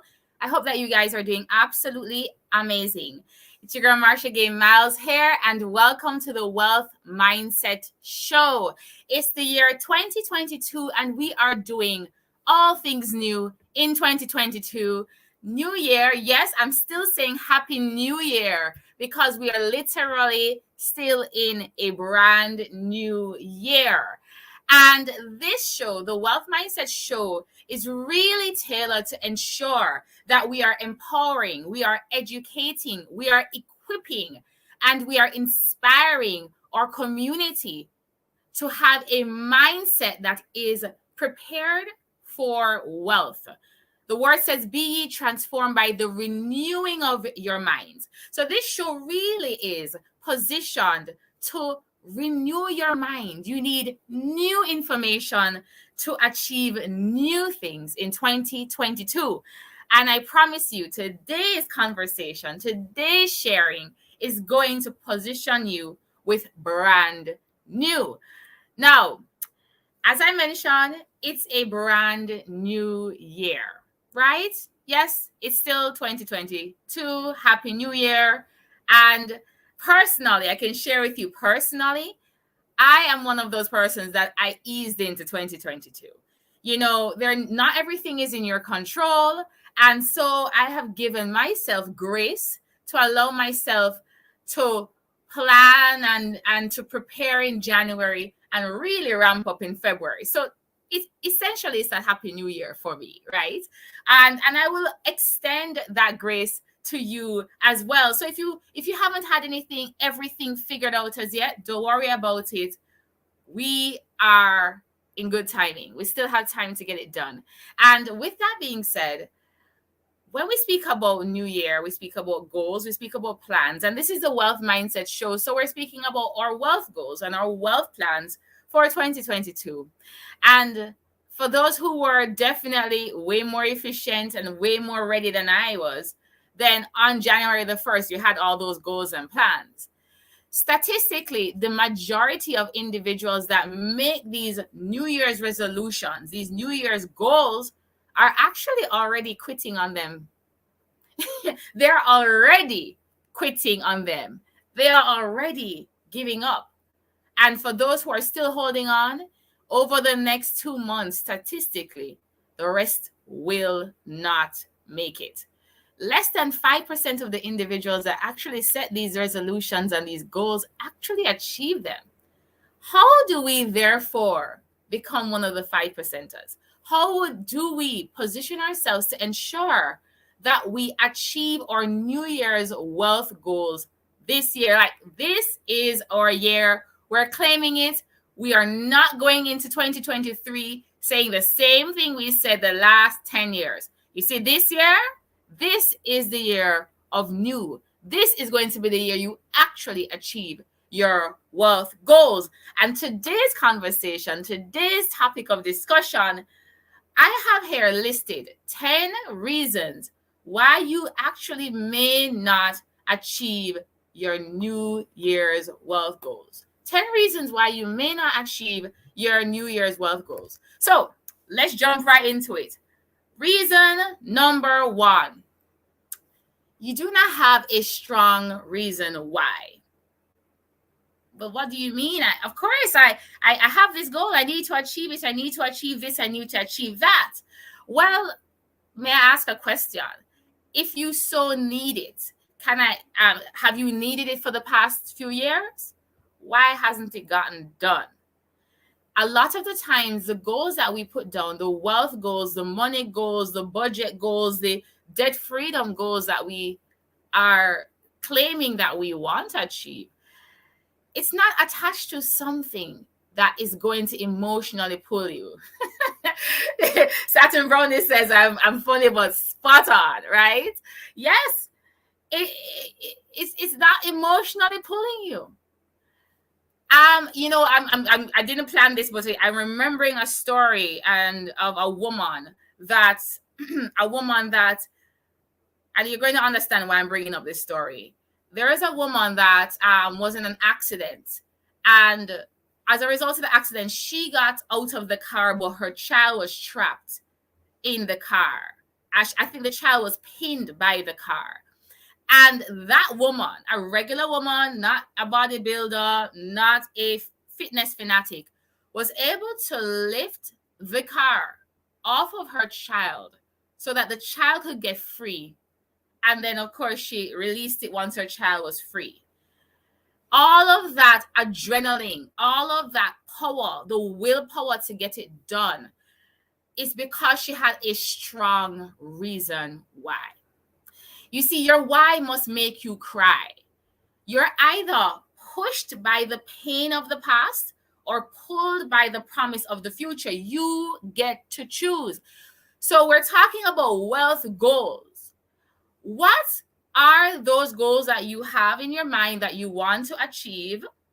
And if you have those goals, really think about the ones that if you don't achieve it, it will cause catastrophic pain and hurt and disappointment to you. That's how you're going to know if you really do have a strong why behind that goal. Like if you do not clear your debt this year, what's going to happen? Will you lose your house? Ooh, that's strong. That hurts. Nobody wants to lose their home. You know, if you don't double your income by the end of this year, you know, will your parents not have the health care that they need? You know, if you don't earn 2 more streams of income or add 2 more streams of income, do your children not get to go to the kind of school you want to set them up with? Like, that is what I'm talking about. Those things really tug at your heart. They hurt you. But you get to choose if it's going to be pulled by a promise or pushed by pain. Most people are pushed by pain. It's the hurt that pushes them. But I'm going to encourage you to maybe you start with pain. Maybe you start with pain. That hurt, it drives you. You lost your job, you need to get up and get it done. You're at risk of losing your home, you need to get up and get it done. But eventually, I want you to transition into the person that is pulled by promise. You see that transformation ahead of you, and you let that transformation pull you forward, and it emotionally drives you. And speaking of that, it really transitions well into the next point. The second reason you may not achieve your wealth goals this year is you didn't ask God first. You didn't ask God. Like, honestly, let's think about this. You want something that will emotionally pull you. You want something that's going to drive you spiritually, emotionally. Your soul is stirred up around it. It might just be attached to your purpose. And your purpose was actually given to you by your creator. Ask God first. So the word, and I mean, if it's not in the word, I've said this before, I can't function. I need to see the promises. I need to know I can stand on it. And here are the following words that I pulled on when I thought about why we need to ask God first. Well, first of all, in Matthew 6:33, it says, seek first his kingdom and his will, and all other things will be given to you. Wow. I have these wealth goals. If I seek his will first, they will be given to me. And trust God of your own understanding before you conclude that trusting God doesn't work. Ooh, strong one, Satin Brownie, strong. Trust God. Yes. So pretty much what she was saying is try him, to trust him before you go around and say he doesn't work. Try. I always say this, you have to try to trust, right? Try him. His thoughts are higher than our thoughts. Like, if you really want to achieve these goals, how about you go to the one that knows your future? His thoughts are higher than yours. Masterclass says facts. Yeah? How about this promise? Your creator literally said this: I know the plans I have for you. So you have some goals How about you tap into the one who created you to ask him, hey, what are these plans? May I ask you what these plans are so that I can, make sure I line up with them? The plans are to prosper me. Wow. Their plans are to give me a hope and a future. I want prosperity. I want a hope. I want a future. He knows them. Ask. And if any of you lacks wisdom, you should ask God. James 1:5. He's willing to give wisdom generously. You don't know what to do, ask him. You don't know where to go, ask him. You don't know where to start, ask. So, ask God. Now, number 3, it was not written down. You see, last week I did an episode about 4 steps to achieving your goal, and I mentioned this point. And you're going to hear this particular promise and scripture over the next few slides. And I'm going to break it down. One verse literally gives us like 4 or 5 principles. Write the vision, make it plain. Habakkuk 2:2. But I'm going to flesh it out for you. Write down the vision on tablets. We are here trying to decide on our own why someone else created us, and we're trying to decide on our own. That speaks to the last point. If you created something, you should, wow, hold on, that's strong. If you created a thing, you would know how the thing works. So why don't we go back to the manual, the creator of the manual? So listen, that's a whole conversation. That entire thing can preach. Like I always say, that can preach. Maybe we'll flesh that out one week, right? So number 3, it was not written down. Write the vision on tablets. Write it down, literally. This was, just to give you some background, there was a man that was complaining to God. So people were complaining to God. Does that sound familiar? Are we complaining sometimes to God? Yeah. So they were complaining. He was complaining about the state of affairs and that not working out and this not working out. And how are you allowing all of this, God? And then God says, hey, I'm going to give you an answer. But first of all, write it. I'm going to give you some stuff. I'm going to share some stuff with you. I'm going to give you a vision. And last week I spoke about what does vision, goals, an ideal, a definiteness of purpose, and a magnificent obsession. Like, you need to write it down. It literally says on tablets. Now, that was then. They wrote on tablets back then. Today we have paper. And I know a lot of us like to take our phones. I have my smartphone with me and, write things down. But there's something spiritually that happens when you write on actual paper. I'm going to encourage you, get a journal, get a notebook, and write that down. Man, I used to wear God out until God had to slap me and say, child, talk to me. What do you want? Yes, he's asking you, what do you want? And when you speak to him, he will answer. Absolutely, absolutely, Sam Brownie. So write it down. But then the next point, number 4, the goal is not clear. That same Habakkuk says, write down the vision and make it plain. Make it plain. Like, there needs to be no confusion around what you have written. It needs to be clear.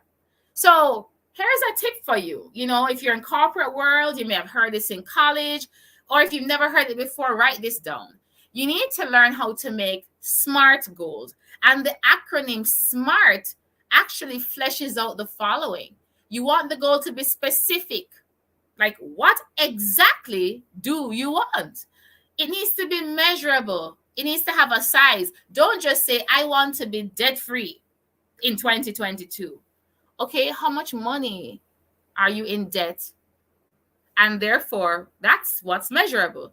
I need to clear $10,000 worth of debt in 2022. No, that's measurable. It needs to be achievable. Well, hey, it's achievable if you have a clear plan. It's achievable if you've done something like that before, or one of the other steps later down will tell you what makes this achievable. But it needs to be achievable. Can you get it done in 2022? Do you need to do it over 2 years, maybe 3 years? It also needs to be realistic. Like, you know what's realistic in my book? If somebody else has achieved it before, that makes it achievable. If somebody else has done it before, it makes it realistic. San Brownie, then I create a strategic plan around it. Yes. God told, wow, you see, when you ask God, he will tell you. Empower 1 million. That's a very magnificent goal. My pastor's always said, you will know the goal is a God goal when you can't achieve it of your own will. That's strong. All right, SMART goals, time bound. The T means time bound. Put a date on it. There needs to be a date of completion. You know, I love to listen to Teresa Vela, and she always says this. There's a reason why the day before vacation, you get all the work done. Why? Because you have a deadline. The day before you have to do a presentation is the best presentation you can do. 2 hours and it's done. You have a deadline. It needs to be time bound. It really puts the pressure on for you to get it done, right? So you need to make a goal that's clear. Number 5, you're not seeing it often. You need to see this goal. Same Habakkuk 2:2 says, write the vision, make it plain so that whoever sees it will run with it. You need to see it. So you need to make a vision board. You need to have some goal cards that you're carrying around with you. You know, we have technology today. So you have Pinterest boards, you have mood boards, you even have vision apps on your phone to the vision boards on it. Whatever you need to do, you need to be seeing your goal. Like, I mean, my screensaver of my phone has my goals on it, right? And even when I open my phone, I have affirmations that are like, well, that didn't show it. Affirmations light up with my goals. I need to see it often. It needs to be in front of mind. When you have a clarity of the vision, you will accelerate on the mission. When you have clarity of the vision, you accelerate on the mission. And Bishop Ivy Hillard says this best.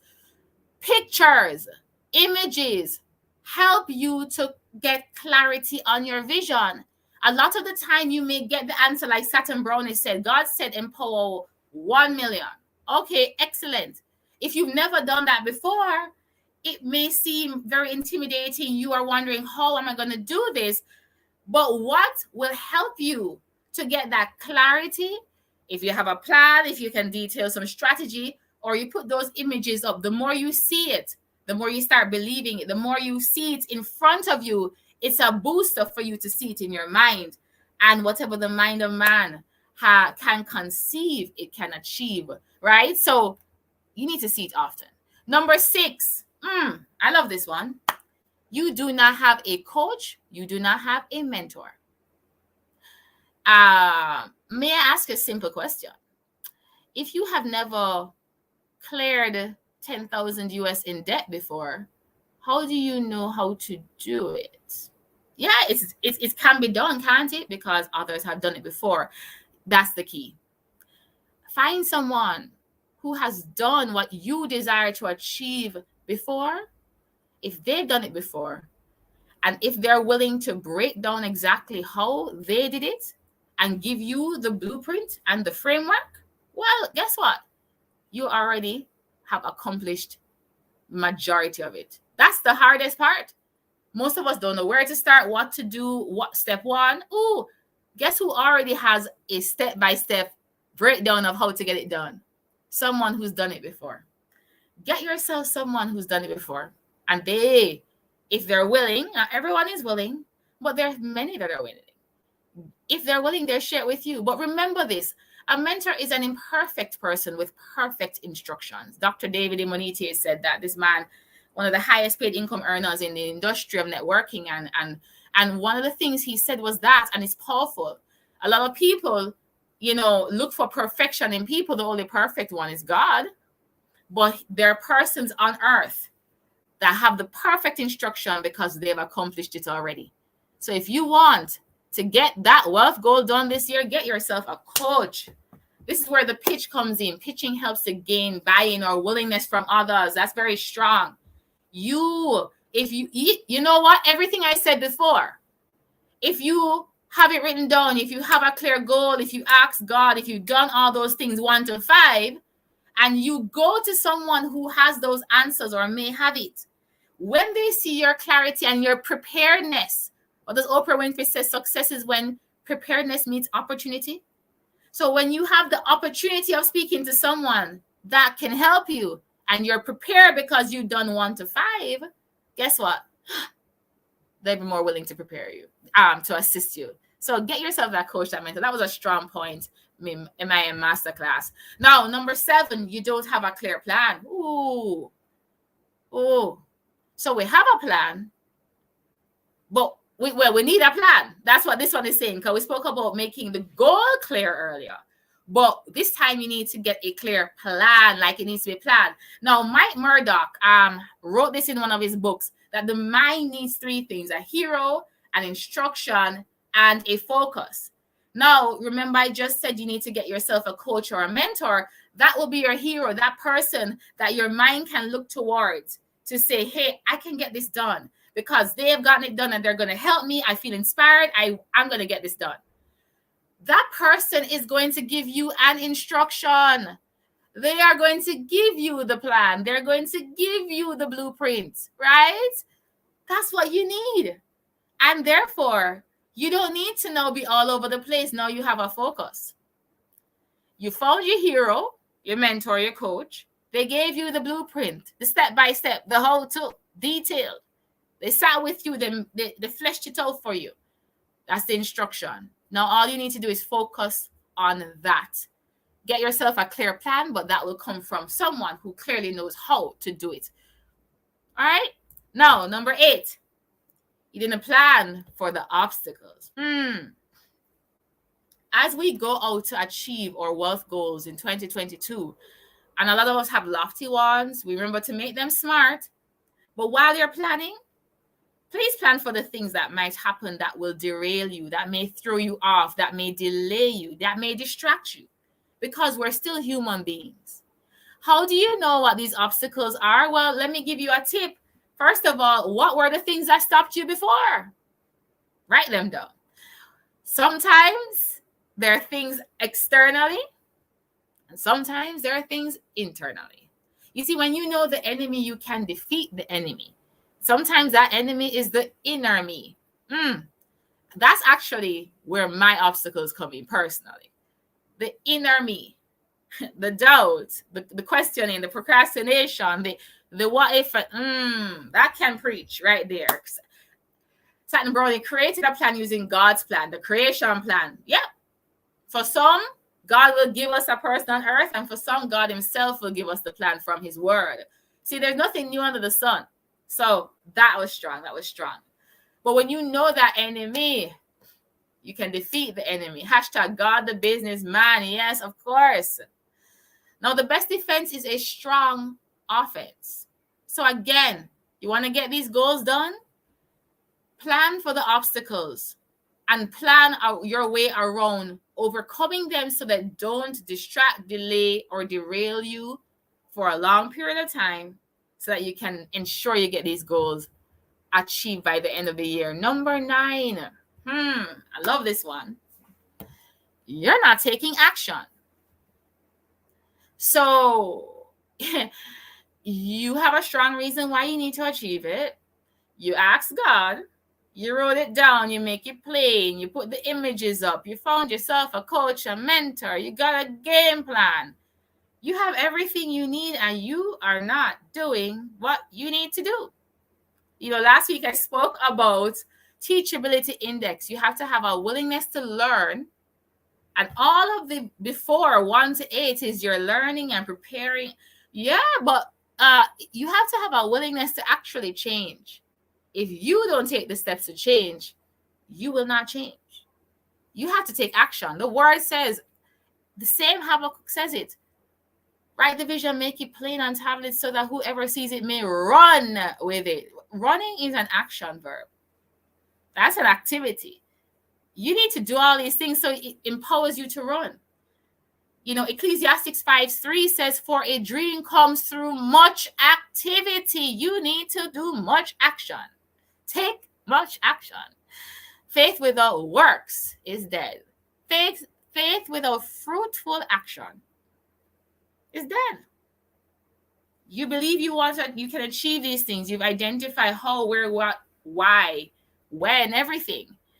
So you have the faith, but without the work behind it, you will not give life to your goals. And we will give life to our wealth goals in 2022.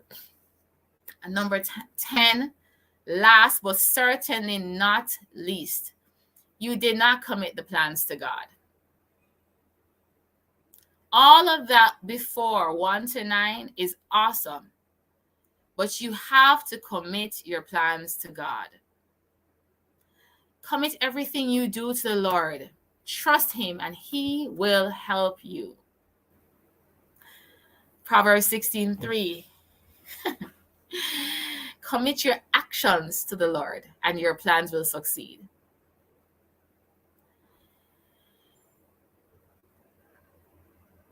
Listen, yeah, I don't even think you know how strong this is. It is strong. I put this together by the inspiration of God. So, as Satan says, hey, God will give you the plans. And a lot of these principles are in typical success books, and a lot of these principles are in the Bible. We know exactly what we need to do now. And we know exactly why we won't achieve these goals. You have a blueprint right in front of you of 10 steps. And you will have this video evergreen on this space for you to rewatch, to check and make sure you're tracking against it for the rest of this year. You have all of this power in your hands. Commit it all to God. Seek him first. Ask him. He has the plans. He knows. He has the wisdom. And when he gives it to you and when you take your action and you have everything formulated every single day, commit it to him and he will make it a success. He will help you and he will make it a success. So I'm excited because this means you're going to achieve your wealth goals this year. You're going to make it happen. 2022 will bring something new, and that something new is a you that finally achieves your wealth goals.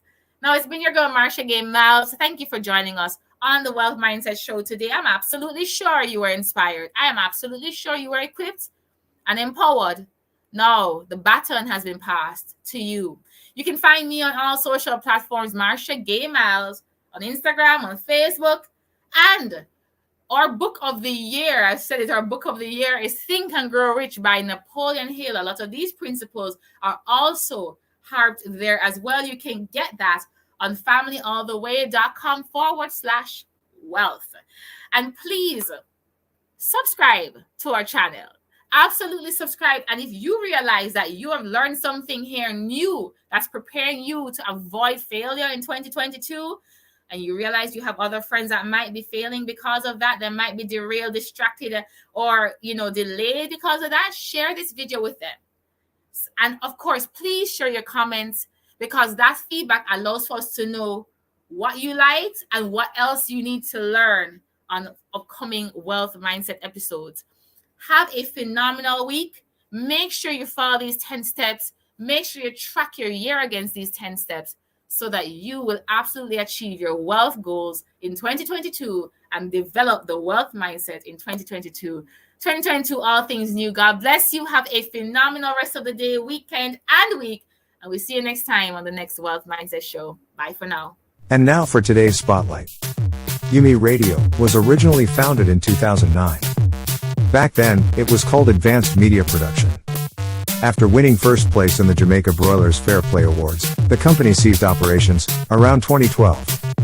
In December 2018, the company was rebranded and brought back into operations with new ownership, and in February 2019, it launched its first radio station, UMERADIO, under the call sign WUME-DB, New York.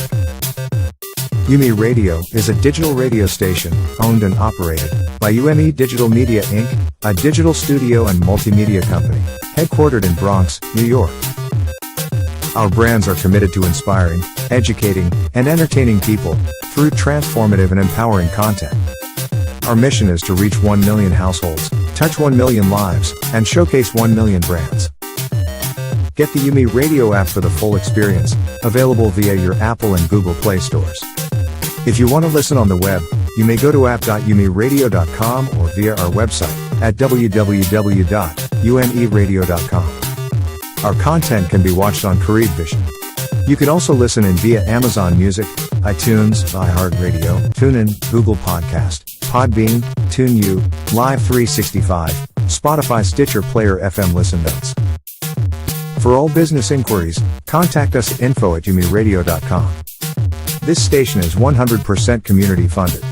To support us, please visit umeradio.com/get involved. Subscribe on YouTube, Instagram, and everywhere online at UME Radio. Thank you for supporting us. UME Radio, positive entertainment 24/7.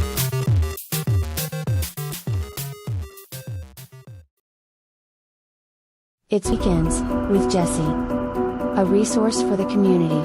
Black health is black wealth. Saturdays at 10 a.m. Be the light. Hello, good morning, everyone. Welcome to Weekends with Jesse. I'm Jesse. I am so happy to be on with you, everyone. Hello, weekenders. How has your week been? I hope you all had a wonderful week. If you are new listening to this, let me tell you a little bit about Weekends with Jesse. It is a community development program promoting healthy life for wealth in our community. And our show is a resource for the Black community, educating viewers on health issues and providing access to a network of small business owners and entrepreneurs providing support in healthcare.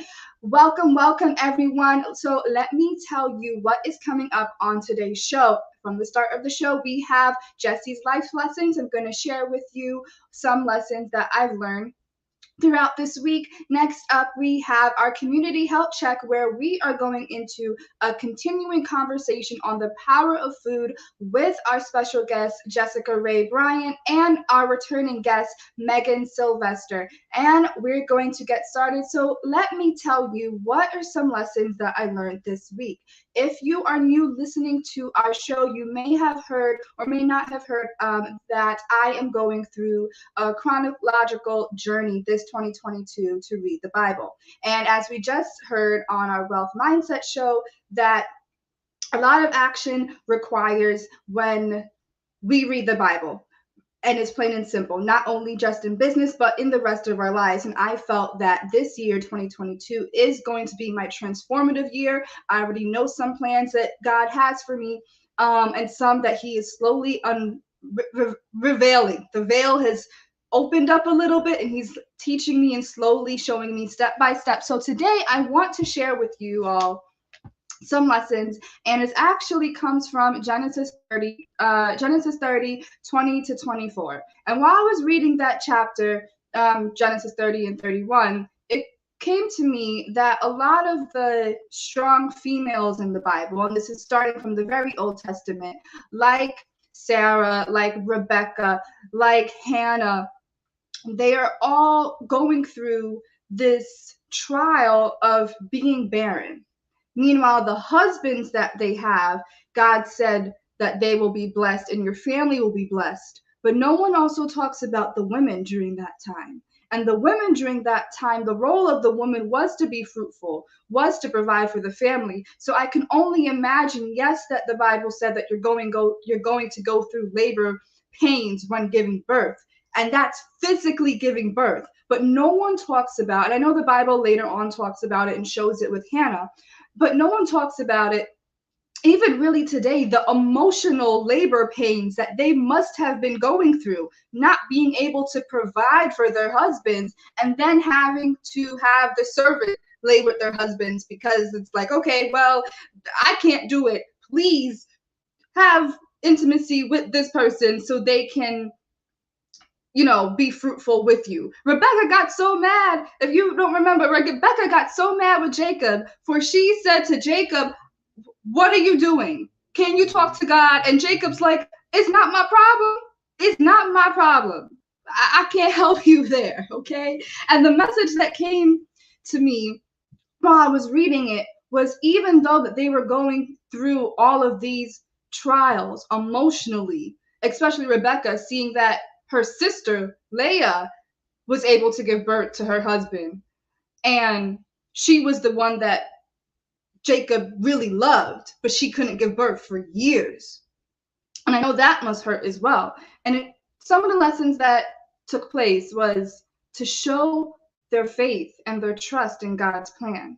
They had to stick with it. Another thing was that Not only did she go through physical pain, but emotional pain. Sometimes God will not, I don't say allow a physical pain, but you may be going through an emotional pain so deep that the only person that is able to hear your cry is God. That is it. And you have to keep on trusting and praying and believing with him.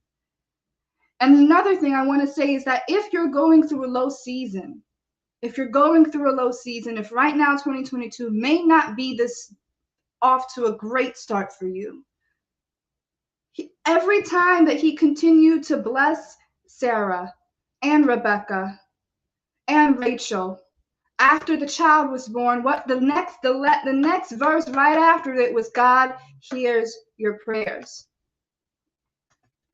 And I want to say that again, God hears your prayers, not just your prayers, but everyone's around you. It doesn't just go through you. Remember, this is a bloodline. So even if the prayers that you are saying today, the prayers that I am saying today will go to my children and my children and my children, that will cover them. The prayers that are covering me, and not just the prayers that I am speaking, but the prayers of my family, my mama, my grandmama, my great-grandmother, people that I never, all that is connected to you. God hears your prayers. So don't be alone with it. And then you add friends, and then you add God-given connections, and everyone else is praying for you. You already know. Don't be afraid. We have Satin Brownie that says, yes. And the birth of any concept, idea, etc., comes with the same birthing pains though some may disgrace. Yes, Satin Brownie. And she also says, embrace and leverage your pain. Ain't none of it by accident. Yes. They leverage their pain. They said to the servant, they knew eventually that they were going to give birth, but they had to trust God and believe it. But you have to leverage your pain. You have to. Let me know in the comment section down below how you are feeling about this. Whew. And speaking with pain, sometimes our whole community is going through a pain. And now we're going to go into our community health check. In our community health check today, we explore health-related issues and connect with community leaders who bring solutions to today's challenges. Now, if you are listening, if you have any questions or need help connecting with a health professional, please email us at info@familyalltheway.com. Again, that is info@familyalltheway.com. And today we'll be continuing our discussion, our conversation on the power of food. And with us today, we have two community leaders that will be joining us. We have first Jessica Ray Bryant. This is her first time onto our show, but I'm hoping that she'll be returning as a guest. Jessica is a mom of 4, minister of the gospel, and professional counselor. She's also the host of Soul Chat and an upcoming talk show integrating spiritual and clinical counseling conversations that help us thrive in our everyday lives. Welcome, Jessica. How are you this morning? Thank you so much, Jessie. I am fabulous. Thank you for having me. I'm doing great. It's a great Saturday. Awesome. Yes, it really is. And I love your scarf at the moment. It's really pretty. You have a little bit of an echo that I'm hearing on my end. Do you have a headphone if possible? I don't have one. Yeah, the only people that might have that are my kids. I don't know where they are though. Okay, so we'll just talk slowly to hear everything that you're saying. So the first question that I have for you is, as a counselor, do you come across people who face health issues connected with eating habits? And if so, what's the most common concern? So there's a lot of concerns, and the mind and the body are integrated, and they're almost like one. You are what you eat. You are what you eat. And so that also, if you're putting French fries in your body, you're putting chocolate cake, you're putting fried chicken, you're putting all of these different toxic foods, which is okay to eat sometimes, but not all the time. But if you're eating them chronically, all of that gunk ends up coming from your system down here all the way up into your mind. What nutrients are you putting in your body? Whatever nutrients you're putting in your body are also going to affect your mind. So I find that there's people who have morbid obesity, people who have eating disorders, people who have, this thing where they're anxious about life, they're anxious about problems, they're anxious about different things, and they just put something in their mouth and they choose the wrong thing. So they're picking chips, they're picking cookies, they're picking dead food, and then they're digesting that dead food into their body, and it creates more wasteful thinking. Yeah. It creates, toxic thinking and depression, anxiety. It's like a deadly cycle that they can't get out of. That has no life. There's no life in the food. And so therefore their brains, their neurotransmitters are not working well. And so it's just a cycle. So we find there are techniques that can help break the cycles, but it's very interesting how all of it is connected: spirit, soul, and body. They're one, because we're a tripart being. Wow. We have Satin Brownie that says, eating and no cleaning leaves us squealing. Yes, and it really does. And now, since you mentioned the spiritual connection, I have two questions that kind of go into one. Where do you believe our relationship with food begins? And can you dive deep into that cultural and spiritual connection that we have with food? Yes. So, food is talked about in the Bible a lot. If you look at all the scriptures that refer to food, there are many. God refers to food in his word when he's trying to get a point across quite often. And so when we look way back into Genesis, of course, you see, he said you can eat of this tree and that tree. And then there's the tree of life. And then there's the tree of good and evil, which you're not supposed to eat from, and he said, all of these different fruits and vegetables are for your consumption. I want you to eat those. And so he told us what he wanted us to eat. Now, after the fall of man began to eat animals. And so he was like, okay, I'm saying you can eat this. This is good. But don't eat this, this, and this. And I'm not going to say the specifics, but there are some specific foods in the Bible that he told his people, the Hebrews, not to eat, because those foods are the cleaners. They are the ones that clean the earth. They're the ones that eat the vermin and the toxic waste. So he said, don't eat those, because you are what you eat again. And so if you're eating it, believe it or not, it's not just affecting your body, it's affecting your spirit too. Your spiritual clarity, how you think, what you're able to receive from him. Sometimes there's so much gunk on the inside of you, you're just not hearing, because when you hear God, you hear him through your mind. He has to access your mind, and then you're able to hear him through your spirit. So he's able to bring things to your remembrance that you have in your mind. But if your mind is clogged and gunked up with stuff, it's hard for him to have access. And when we're walking in this earth, as a tripart being, and we are clogged up, we're limited. We're limited because our functionality, we're supposed to be functioning all three realms: spirit, soul, and so if we're not functioning at our optimum, then maybe we're like a third of our best or half of ourselves. Imagine if we only ate right.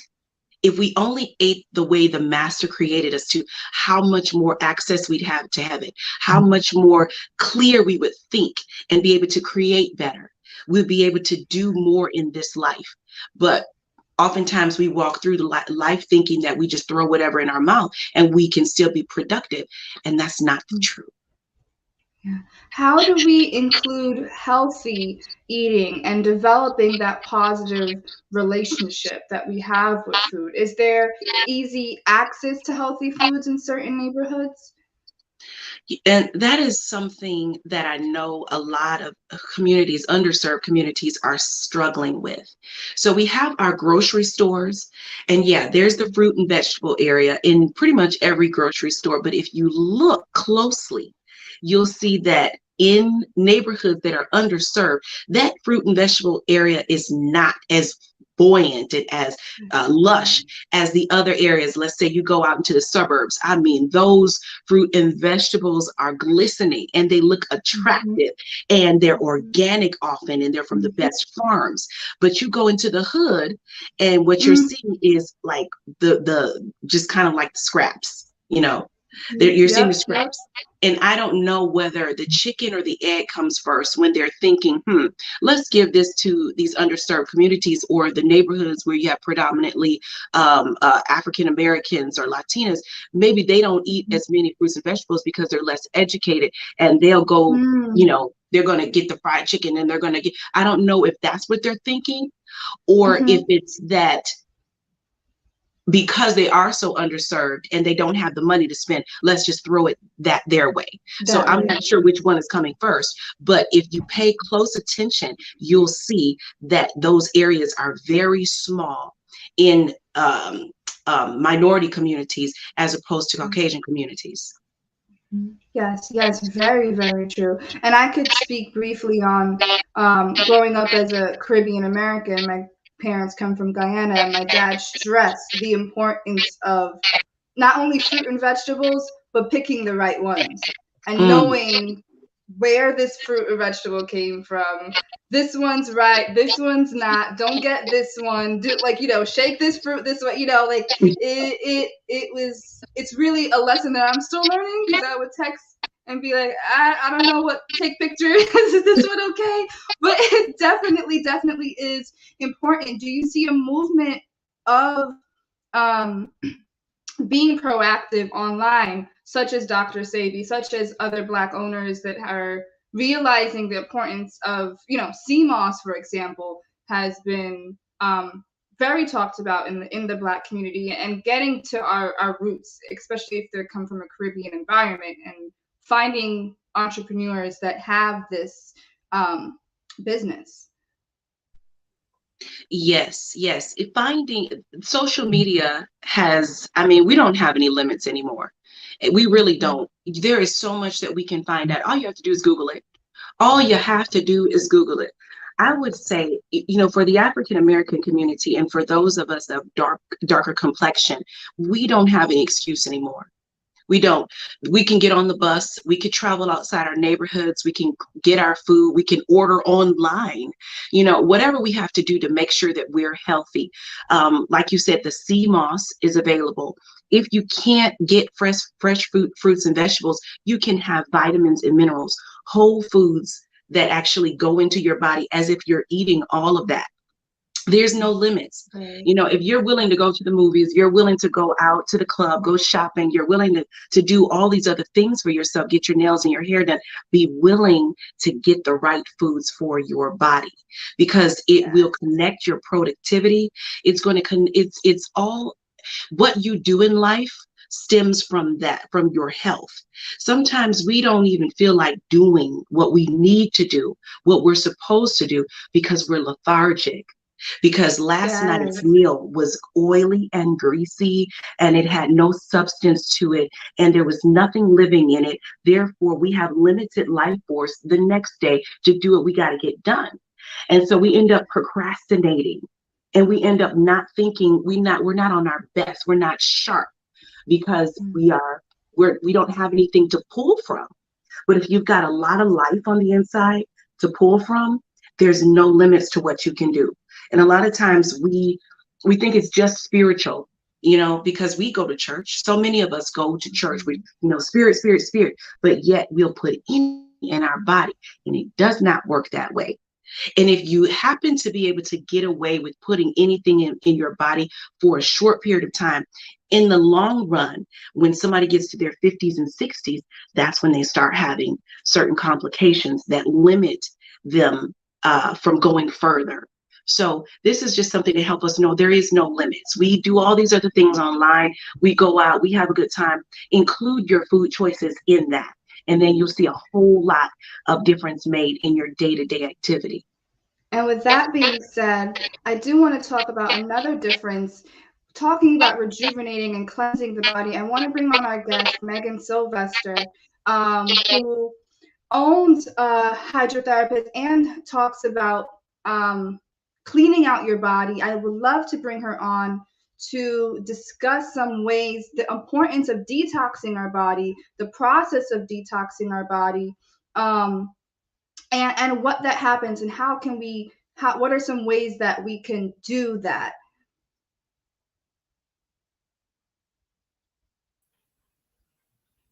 Hello, good morning. How are Hi, you Megan. guys? Good morning. Good morning. Thank you for Hi. coming back to our show. So I want to get started. So we had Jessica talk about the importance of eating right, the spiritual connection and the social connection in terms of the access of it. And I want to bring you on to discuss the importance of detoxing our bodies and the process of detoxing our bodies, and some ways to go about it. Okay. Well, I think the first thing I wanted to say is that I believe a lot of people think that detoxing is eating certain foods and drinking certain detox drinks and things like that. But in reality, detoxing could be working out, because when you work out, you're sweating, and that's pushing toxins out as well. Sitting in a sauna can help to detox. And of course, I do colon hydrotherapy, cleaning out the colon. All of those things are detoxing first before you start adding nutritional stuff in. Okay. What happens to our bodies when we detox? When you're detoxing, if you're doing like working out or different things like that, you're sweating. So when you're sweating, you're actually pushing out toxins. So different chemicals and different toxins are coming out when you're pushing that sweat out. So a lot of people don't work out, but working out, I just want to emphasize that working out is a really good way to detox, because a lot of people, they skip over working out. They say, I'm going to get healthy, but getting healthy includes moving your body physically as well. What are some top 3 reasons that people should inquire or start detoxing to maintain their current health? Okay. Well, the first reason I would say is if you are going to start a new diet. So if you've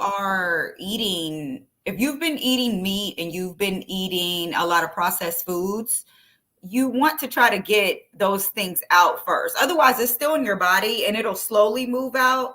But if you start detoxing, if you start moving your body, if you start, if you're drinking some kind of drink that makes you go to the bathroom to push it out, you can move those things a little bit faster. Another reason why you should detox is autoimmune disease or illness. So they're finding out that autoimmune illness is related to the gut. So we talked about that a couple weeks ago. Yes. So the fact that it's related to the gut, a lot of people notice changes once they make changes to their diet. So trying to do that to prevent that as well. And number 3, I would say, would be for your mental stability. You feel better, and you'll feel better emotionally once you start to detox your body. You'll feel cleaner, you'll have more energy, you'll feel better. A lot of people relate food or illness or stomach aches to depression or not feeling as good, feeling sad. So yeah. Wow. Apostle Faith Walters, good morning. Welcome. We are having a conversation about the power of food right now. So Megan, I have another question. How do you help people who are seeking the kind of services that you provide? And do you have any client testimonials that people have told you about? Well, I'm a colon hydrotherapist as well. I'm a licensed colon hydrotherapist. So I do also help people with detoxing their body by getting the fecal matter out of the lower part of the colon. So some people are constipated or bloating or different issues with their stomach. And so we can help them with that. And I've recently started doing coffee enemas, which I found out a lot about. And those are actually really good for the liver. So the liver Wow. has over like 500 functions.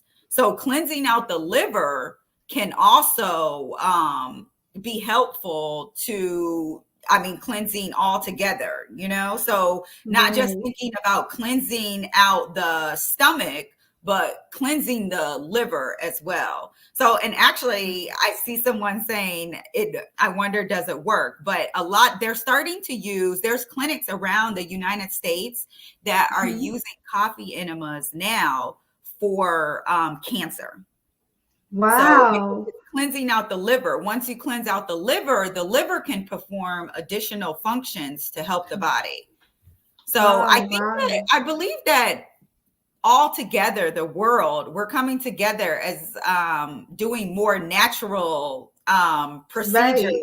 to help with different Yeah. things. And Right. people are getting pushed that way because of pharmaceutical industries and Mhm. doctors not being able to help them. So they're having to Yeah. search for, other remedies. Indeed. Yeah. Yeah. And I personally, I believe, I'm in healthcare. I don't denounce medicine when it comes to certain things, but I truly believe that a lot of the symptoms and some of the diseases that people may be going through start naturally. Yes. Start naturally, go through all of that, and if after a couple months you're like, okay, I don't know Yeah. what is going on, then head over to them. Yeah. It may be something else. Yes. We have a couple comments that I want to say. Apostle Faith Walters said detoxification should be an important part of our healthy lifestyle for sure. And we also have Satin Brownie that says, LOL, so funny how she said that. It works wonders. Yes, yes. Totally. With that being said, I want to bring back on Jessica, our former guest.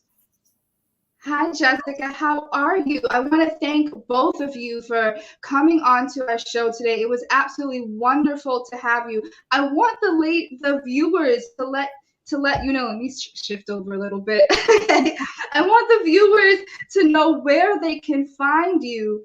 And I also want to have an open invitation to our guests to join our family empowerment and family empowerment program, where we store your information in a database for our viewers and listeners, who then can reach out to you for recommendations for other Black professionals and services that you provide or that they need. And getting started is completely free. You just go to www.alltheway.com. You sign up as a member and you could create your professional profile, and we can then build the Black community and become a resource for everyone. So I want everyone to know. We'll first start with you, Jessica. How can viewers reach you, find you?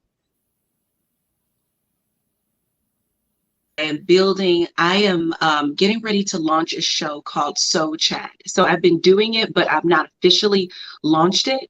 And so you can find me on my socials, Facebook, Instagram. Just type in Jessica Ray Bryant, become my friend, because you're going to see a whole lot of So Chat advertisements. So Chat is all about having conversations that help us with our everyday life from a clinical and spiritual context. So feel free, DM me if you have any specific questions, and I'll be willing to answer those. And we're getting ready to have some soul chat.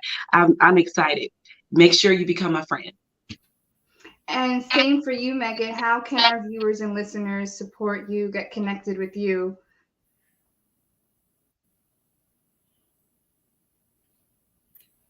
Hi. Well, you can find me on Instagram at Miss Green Herbs, and then my wellness center and my product line is Green Herbs Wellness Center, or green herbs and juice. And I also, if you're in the Atlanta area, I own a wellness center and colon hydrotherapy center. It is in outside of Atlanta, and it is called Green Herbs Wellness Center. So I'm Miss Green Herbs. So any of those that you search, I will most likely come up. Awesome. And again, everyone, if you want to get connected with Black professionals like Jessica, like Megan, you could go on to familyalltheway.com. We provide the information for you. Also, it is in the description box down below if you watch this on the replay. So with that being said, I want to thank you so much for coming on to our show with Weekends with Jessie. It was lovely having you here. Jessica, I hope that you become a returning subscriber, returning guest. And same to you, Megan. It was lovely having you, and I hope you have a wonderful weekend. With that, everyone, I hope you all have a wonderful weekend. Viewers, listeners, it is always a pleasure to entertain. I hope you were inspired, motivated, and educated. If you are listening, if you are tuning in, remember to like, comment, share, click that notification bell so you'll be notified when we go live and when we upload a new video. And I hope you all have a wonderful weekend. Bye, everyone. The name of my book is Reborn. And Reborn is a story, a personal story about my journey from a place of despair to fulfilling God's purpose in my life. I have gone through a lot of challenges, a lot of, things that happened to me in my childhood all the way to my adulthood. And the Lord impressed on my heart to write my story, to share with others, because, one thing about me, I'm transparent. And I believe when you share your testimony is to help somebody else get out of their situation, because a lot of us go through a lot of changes, a lot of challenges in life. Especially, I grew up in the church world, a very strict environment, very religious environment, and it had a lot of stressors in my life. I didn't know who I was as a little girl. I grew up with parents. My father was a pastor, and I was totally lost in this church world. I didn't know who I was, or if I was worth anything, or if I had any type of purpose in life. So my vision about God was so warped, because I never thought God loved me the way they presented it. So I was a very lonely young lady. I had a lot of low self-esteem. So I was just really trying to maneuver and to find my way, through life. So it was God who helped me through the process, even though I wasn't focusing on Him as much. I want to share something, and chapter 2, page 17, Forsaken. I just want to read a little excerpt of it. And it says, in 1975, as I attended middle school and the family moved to a large 4-bedroom apartment building, it was at this situation things began to worsen for me. For instance, I was punished a lot. At times I never understood why. My father never believed that Christians told lies. For instance, if someone from the church would report to him that they saw me somewhere and was doing something wrong, I would deny it. However, I would be told that I was a liar and received the beating for it. So I became so tired of constantly being blamed and beaten for situations where I didn't have any idea. So I tried harder to be good, but noticed each time I tried, it wasn't enough. And I realized that each time I would speak things, my mother would tell me to be quiet. And after a while, she developed a resentment to me. And, so I struggled a lot to be a part of a family. I struggled a lot to be seen. I struggled a lot to be loved. And this book is to help others who are struggling to find out who they are and find out their identity and who they are in God and whose they are, because it's so important to find who you are, you find yourself, because once you know who you are and knows whose you are in God, your life changes, and then you're on a path where you're evolving and growing and building, and you are increasing in self-esteem. And the more you understand yourself, is the better you are how to handle situations in your life, and even handle people, to work with people, and to really learn how to be empathetic, learn how to, reach out in some way, shape, or form, and to be where, can be there in the moment with that person, because you understand where they're coming from, because you see a lot of what they're being challenged with is the same thing that you were dealing with in the past. So when God delivered me, I was able to share this story in order to help others to heal. I'm coming from someplace, a place of darkness. A new me came forth, and I'm like, God, this is a powerful title, because it sends a message, that when God rejuvenates your life, it's like you're into a new person. You're very different. It's like you're starting over again from scratch. It's like, wow, it's a new day, a new dawn, so this title was so fitting for, my journey and where I came from. Apostle Faith Live, with children, reading Bible stories. To be on the show, go to wamo.org/media to apply. Tune in every Saturday at 10:30 a.m. For every child, everywhere. Do not miss out on the fun. Keep watching. Hello, everyone. Good morning. Good morning. It's another beautiful day that the Lord has made, right? Yeah. And we are rejoicing and we are glad in it. Isn't that right? Yeah. Yes. So now today we're going to read a second part of the story. Okay? Yes. Wait. We're going to read from the, come on, Blue. Okay. All right. And we're going to be reading again from the Beginner's Bible, written by Zodaran, and written and illustrated by Zodaran. I'll read it. Okay.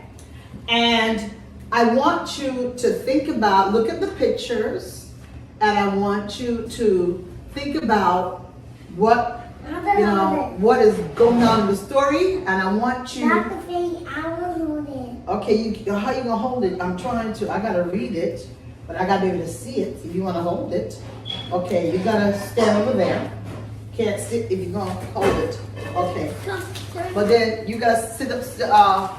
You wanna sit over here so that you can see my co-host, because he wants to hold it. So you gotta be able to see the story.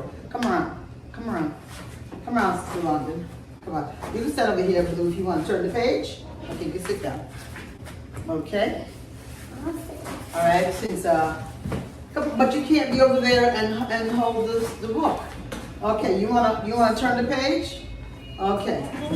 All right. Come on. We're not ready to turn the page. I gotta start reading the story first. Okay. So this story, what does it say? Adam and Eve. Okay. And this is taken from Genesis chapter 2 from the Bible. Okay, this is the children's Bible, so it's illustrated a little different, so the story is shortened, so as for you to understand what's going on. So later on, you read the real Bible, the actual Bible, and then you go to Genesis 2. Okay? Now I have your dad read it to you, or your mom read it to you, okay? All right. It says Adam and Eve. Okay? You look at the picture, who was that? What's going on in the story with Adam? He's naked. Okay, and what do you see around him? Animal. Okay, what else you see? Flowers. Okay. Grass. Okay. I'm calling Huh? I like to call it Chucky. Okay, you call it Chucky. Okay. All right. Okay. Now, it says God had planted a beautiful garden for Adam in a place called Eden. A river flowed through the garden. You see the beautiful river? Yep. See the river? See the river flowing to the garden? Mm-hmm. Okay, beautiful river. What are you seeing around the river? I see flowers. Okay, what do you see, Blue? I see Okay, all right. What else do you see? What do you see there, Elsa? What do you see, Blue? What do you see? You're blocking the book. I see Adam. Okay, yes, over here. What do you see in this picture over here? I see plants. Okay, very good. Excellent. What do you see right here?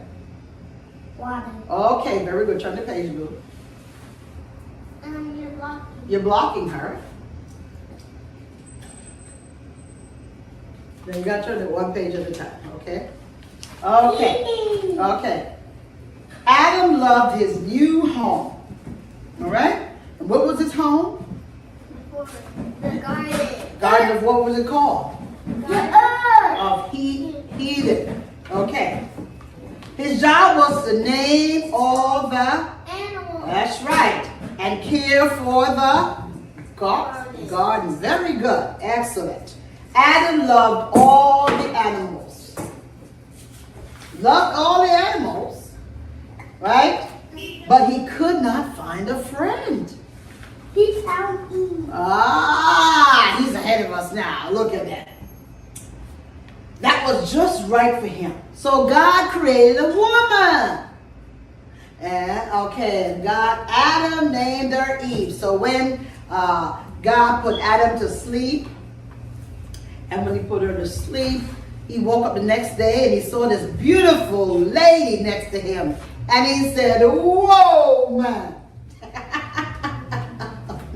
He said, whoa, this is just really nice. Oh my goodness. Oh, I'm loving it. Well, he said, whoa, man.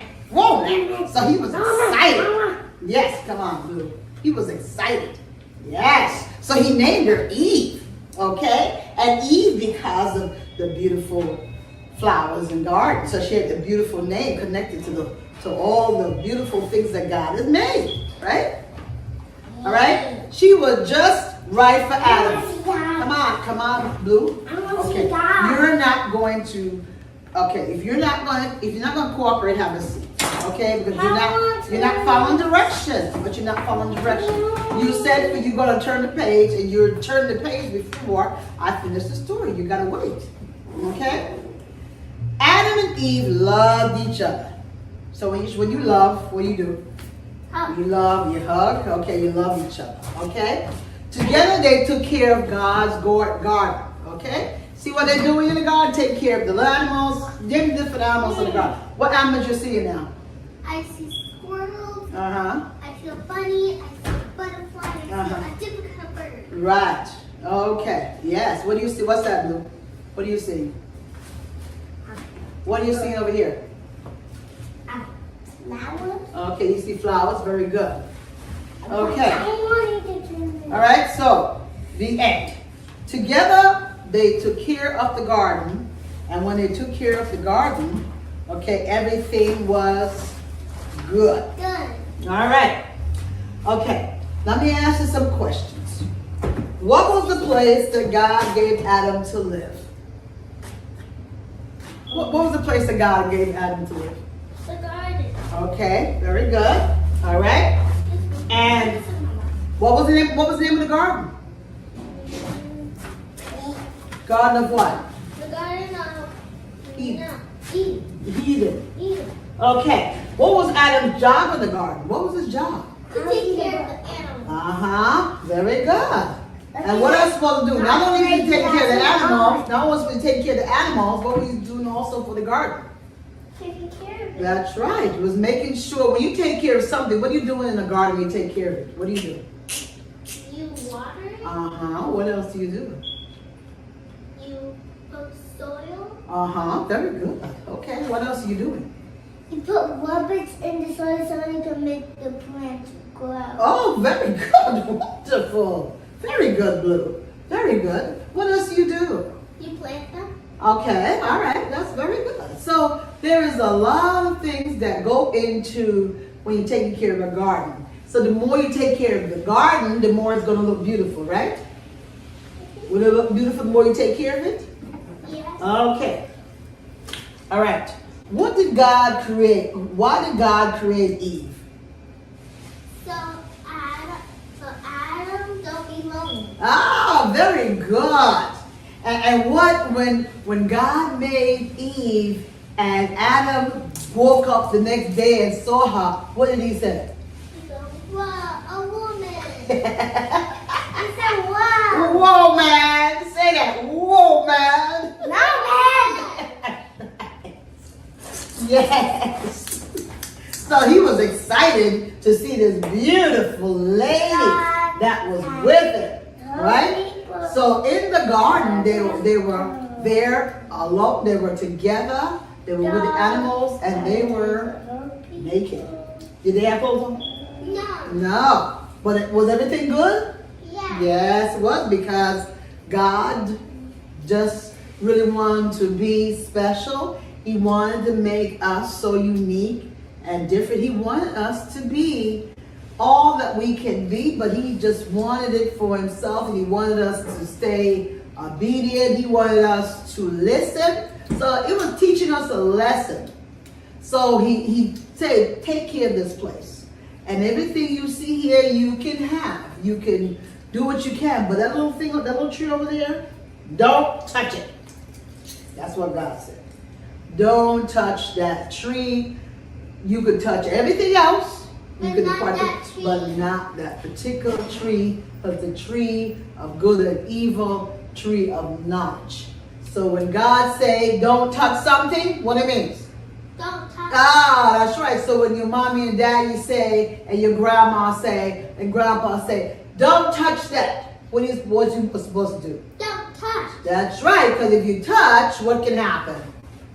Something bad will happen. Ah, very good. Excellent. Excellent. So what I want you to do right now, I want you to take some of these these sheets, and I want blue. I want you to draw something about the story.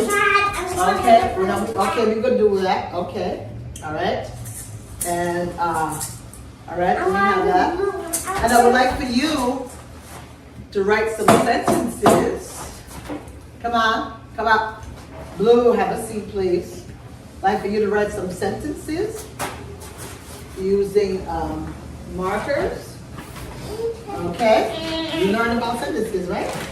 Yeah, I picked Yes. the red one. Okay, you take that one, the red one? No, I picked this one. Okay, go ahead, take that one. Wait, is there blue on Just there? take one, just take one. Brown. Okay, brown. Okay, take the red one. Okay. Ah. Draw your picture. All right, and what colors do you want to take? I picked. I'll give you crayons. I don't want to play. No, I want you to get crayons. I'll use the Purple one, okay. Write down some sentences so what you remember about the story, okay? Okay, and you want to use a blue one, and what other color you want to use? I use Red. red. Okay, all right. Another color. Okay, and another color? And What's that? red. Gray. Gray. Very good. Okay, go ahead, I'm gonna give you a few minutes. This is so cool. I'll give you a few minutes. All right? And I want you, what you remember about the story, I'm gonna leave the book here. I can leave it open. And you could look at it and get an idea. Okay, all right. But I want to do it from memory. I want you to do it from memory. Write up some sentences. Okay. What do you remember about this story? Oh, this is the open one. Okay, write it down. Just one at a time, Blue. One at a time. Not open them one time. Just open one at a time, because you dry it out. Okay. Close the blue one. Why? I'm going to use it. Okay, you're gonna use it, but you're gonna dry it out. Okay. Close it back. Close it. Put the blue cover on it. Why? I'm going to use Okay. All right. I'm Go going to ahead. use one of the Okay. So what are you gonna be drawing today, Blue? I'm going to draw God. You gonna draw God? Yeah. Okay. Can you see God? No. Oh, can you see God? I'm drawing him rainbow. Okay, the way you may think he is. Okay. Okay. And what are you writing? Ow. Okay. God is having a hand.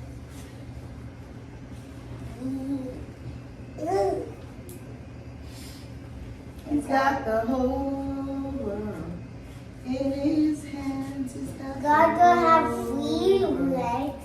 in his hands. He's got the whole world in his hands. He's got the whole world in his hands. He's got the whole world in his hands. He's got the whole And God don't have in spiders. his hands. He's got the whole in it. No, you're drawing this. You're not drawing the first story. You're drawing. This is the other story you're supposed to be talking about. Okay. You remember about the story? I'll draw something on the back. Okay, go ahead. I'll draw a big megalodon. Draw something that you remember about the story. Okay. Dr. I want you to copy it. I want you to draw on your memory. I want you to put your memory. I know. I don't want you to copy it. Okay. I'm Yes. gonna draw a big megalodon. Okay, that's fine. Wow! You don't have one.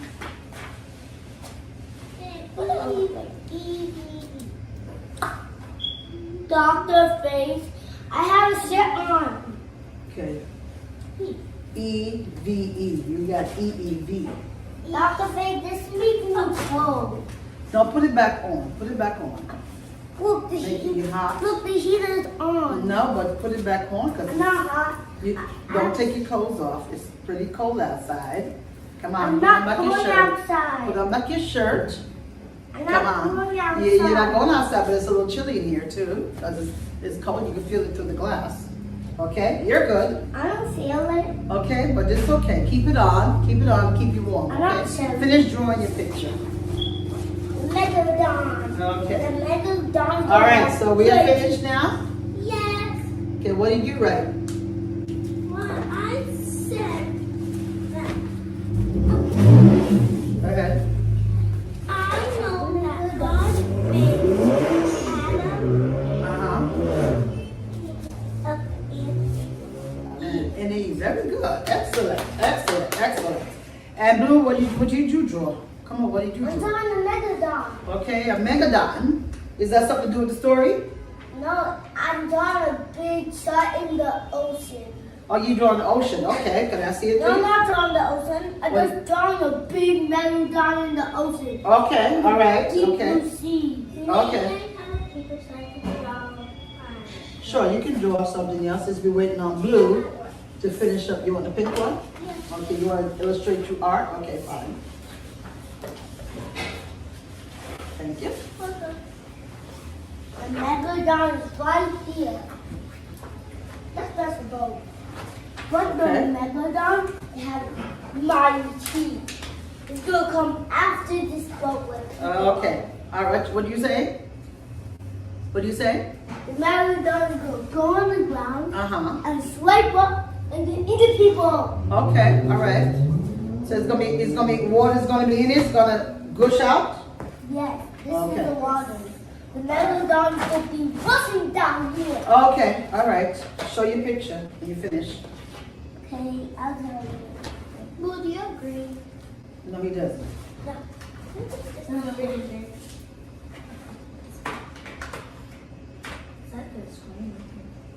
Oh, there it is. This is black. Carly Just hurry up. and Harry. I'm not really good. That's Wow, that's a beautiful boat. That's great. and the megalodon Uh-huh. is swiping. Okay. All right. The water goes is rushing Uh-huh. the people down here. Okay. Water. Okay, that's an interesting picture you have. Yes. Okay, you have to explain to everybody what is it you're doing. Looks interesting. I like it. It's the megalodon. The megalodon's hideout is going to be rushing there. All right. Okay. All right. Okay. You're gonna explain that to everybody, all right? So finish drawing. Remember Tyler? Huh? Tyler's movie. Okay. We're not finished. We're not I'm going to finished. draw. Hmm? Take some out. Just take some out. Take a few out. You can take some I'm crayons. going to draw. All right. Just take some food out. And that's it. In our cave, we saved the ocean. Mm-hmm. It's a big sun. Okay. No, not sun. It's not sun. It's a big summer bee. All right. That is red and big. Okay. It's scared with some teeth. Uh-huh. And it can fly up. Down. Okay. Fly. It can go underwater. It can transform. Okay. All right. It's tired of the movie. All right. Oh, I remember. Okay. All right. So you're creating your own transformer. Yes, like the rescue box. Okay, but I thought we were talking about what? I thought we were talking about Adam and Eve. I thought, but Blue, I thought we were talking about Adam and Eve and how he made the beautiful garden. I want to make a mega dot. Yeah, but I thought you were talking about Adam and Eve. And God is right here. And how the garden, you put the water, you tell you made the ocean. Look, the megalodon is in the ocean. Okay, all right. Okay. It's going down the street. Okay. All right. I'm gonna make a megalodon. Okay. It's big. It has sharp horns. This is the hideout. Okay. The megalodon will go rush in the home. All right. Go in the water. All right. So come tell us now. Come and tell us. No, I'm not done with You're not finished yet? Okay, we got 1 more minute left.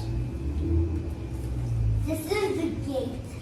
Okay. Let's go open and close. And the megalodon.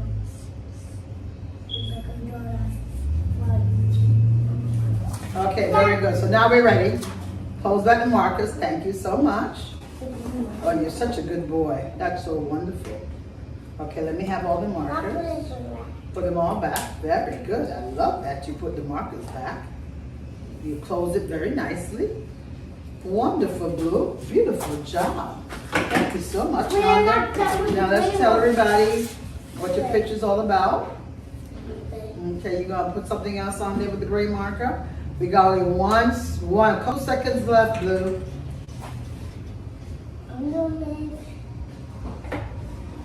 Couple seconds left. Okay.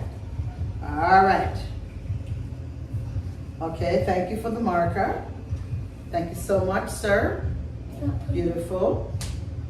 Beautiful job. Thank you so much for posing the marker and putting it back on the table. I appreciate it. Now you're going to tell the children. Okay, you can take it home. So what is it you want to tell them? What is it your picture's about? Tell us. This is the people in the water. This is the ocean. This is the megalodon's hideout. Right. This is the gate, and this is the ladder so the water can get in so the megalodon can. Okay. All right. You said you draw a picture of God. You say you want to show God. Oh, look, this is your picture of God. Wow. This is God. Yes, okay, very good. And what did God do? What did God do for you?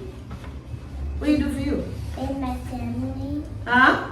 In my family. Okay, give you your family. What does he do for you? He made the ocean so I can swim. So, okay, what? We can swim or the fishes can swim? No, I mean the pool. The pool? I mean the ocean so the fishes can swim, right? I mean the pool on the ocean. Okay, and who did he make for? Who did he make for Adam? Ah, say it loud. And what did he say? Woman. Woman. Yes.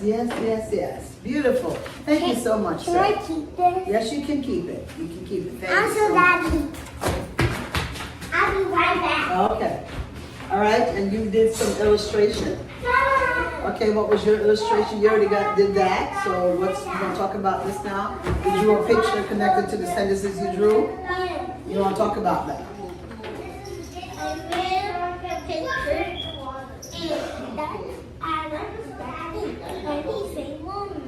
Okay, say loud. Woman. Okay. And then I wanted to connect the bag in the closet, and draw the there, and draw the ocean and the things on Yes, I saw the trees. That's beautiful. And what is this in there? So please know that we love you and Jesus loves you more. Have a great day. And this is the end of our children's service. Love you. Say goodbye. You're watching Apostle Faith Live with children reading Bible stories. To be on the show, go to wamo.org/media to apply. Tune in every Saturday at 10:30 a.m. For every child, everywhere. Do not miss out on the fun. Keep watching. Are you ready for the weekend? Weekends on UME Radio. Get the UME Radio app. Weekends on UME Radio. The sun is up and so are we. Subscribe to our YouTube channel and follow us on Instagram and Facebook, all at UME Radio. UME Radio. Positive entertainment 24/7. Subscribe on YouTube and click the notification bell.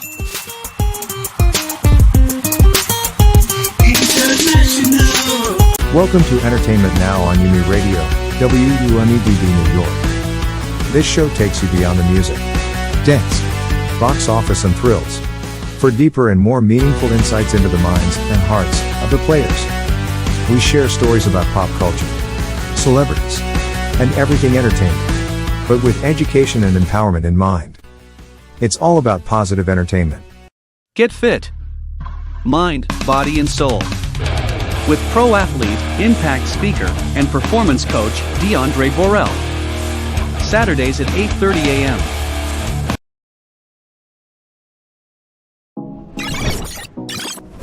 She decided to jump, and it was the best decision she ever made.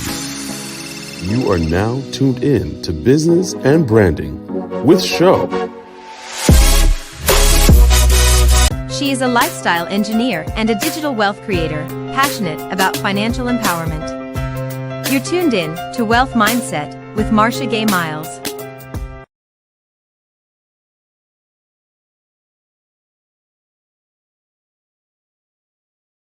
It's Weekends with Jessie, a resource for the community. Black Health is Black Wealth. Saturdays at 10 a.m. Be the light. You're watching Apostle Faith Live with children reading Bible stories. To be on the show, go to wamo.org/media to apply. Tune in every Saturday at 10:30 a.m. For every child, everywhere.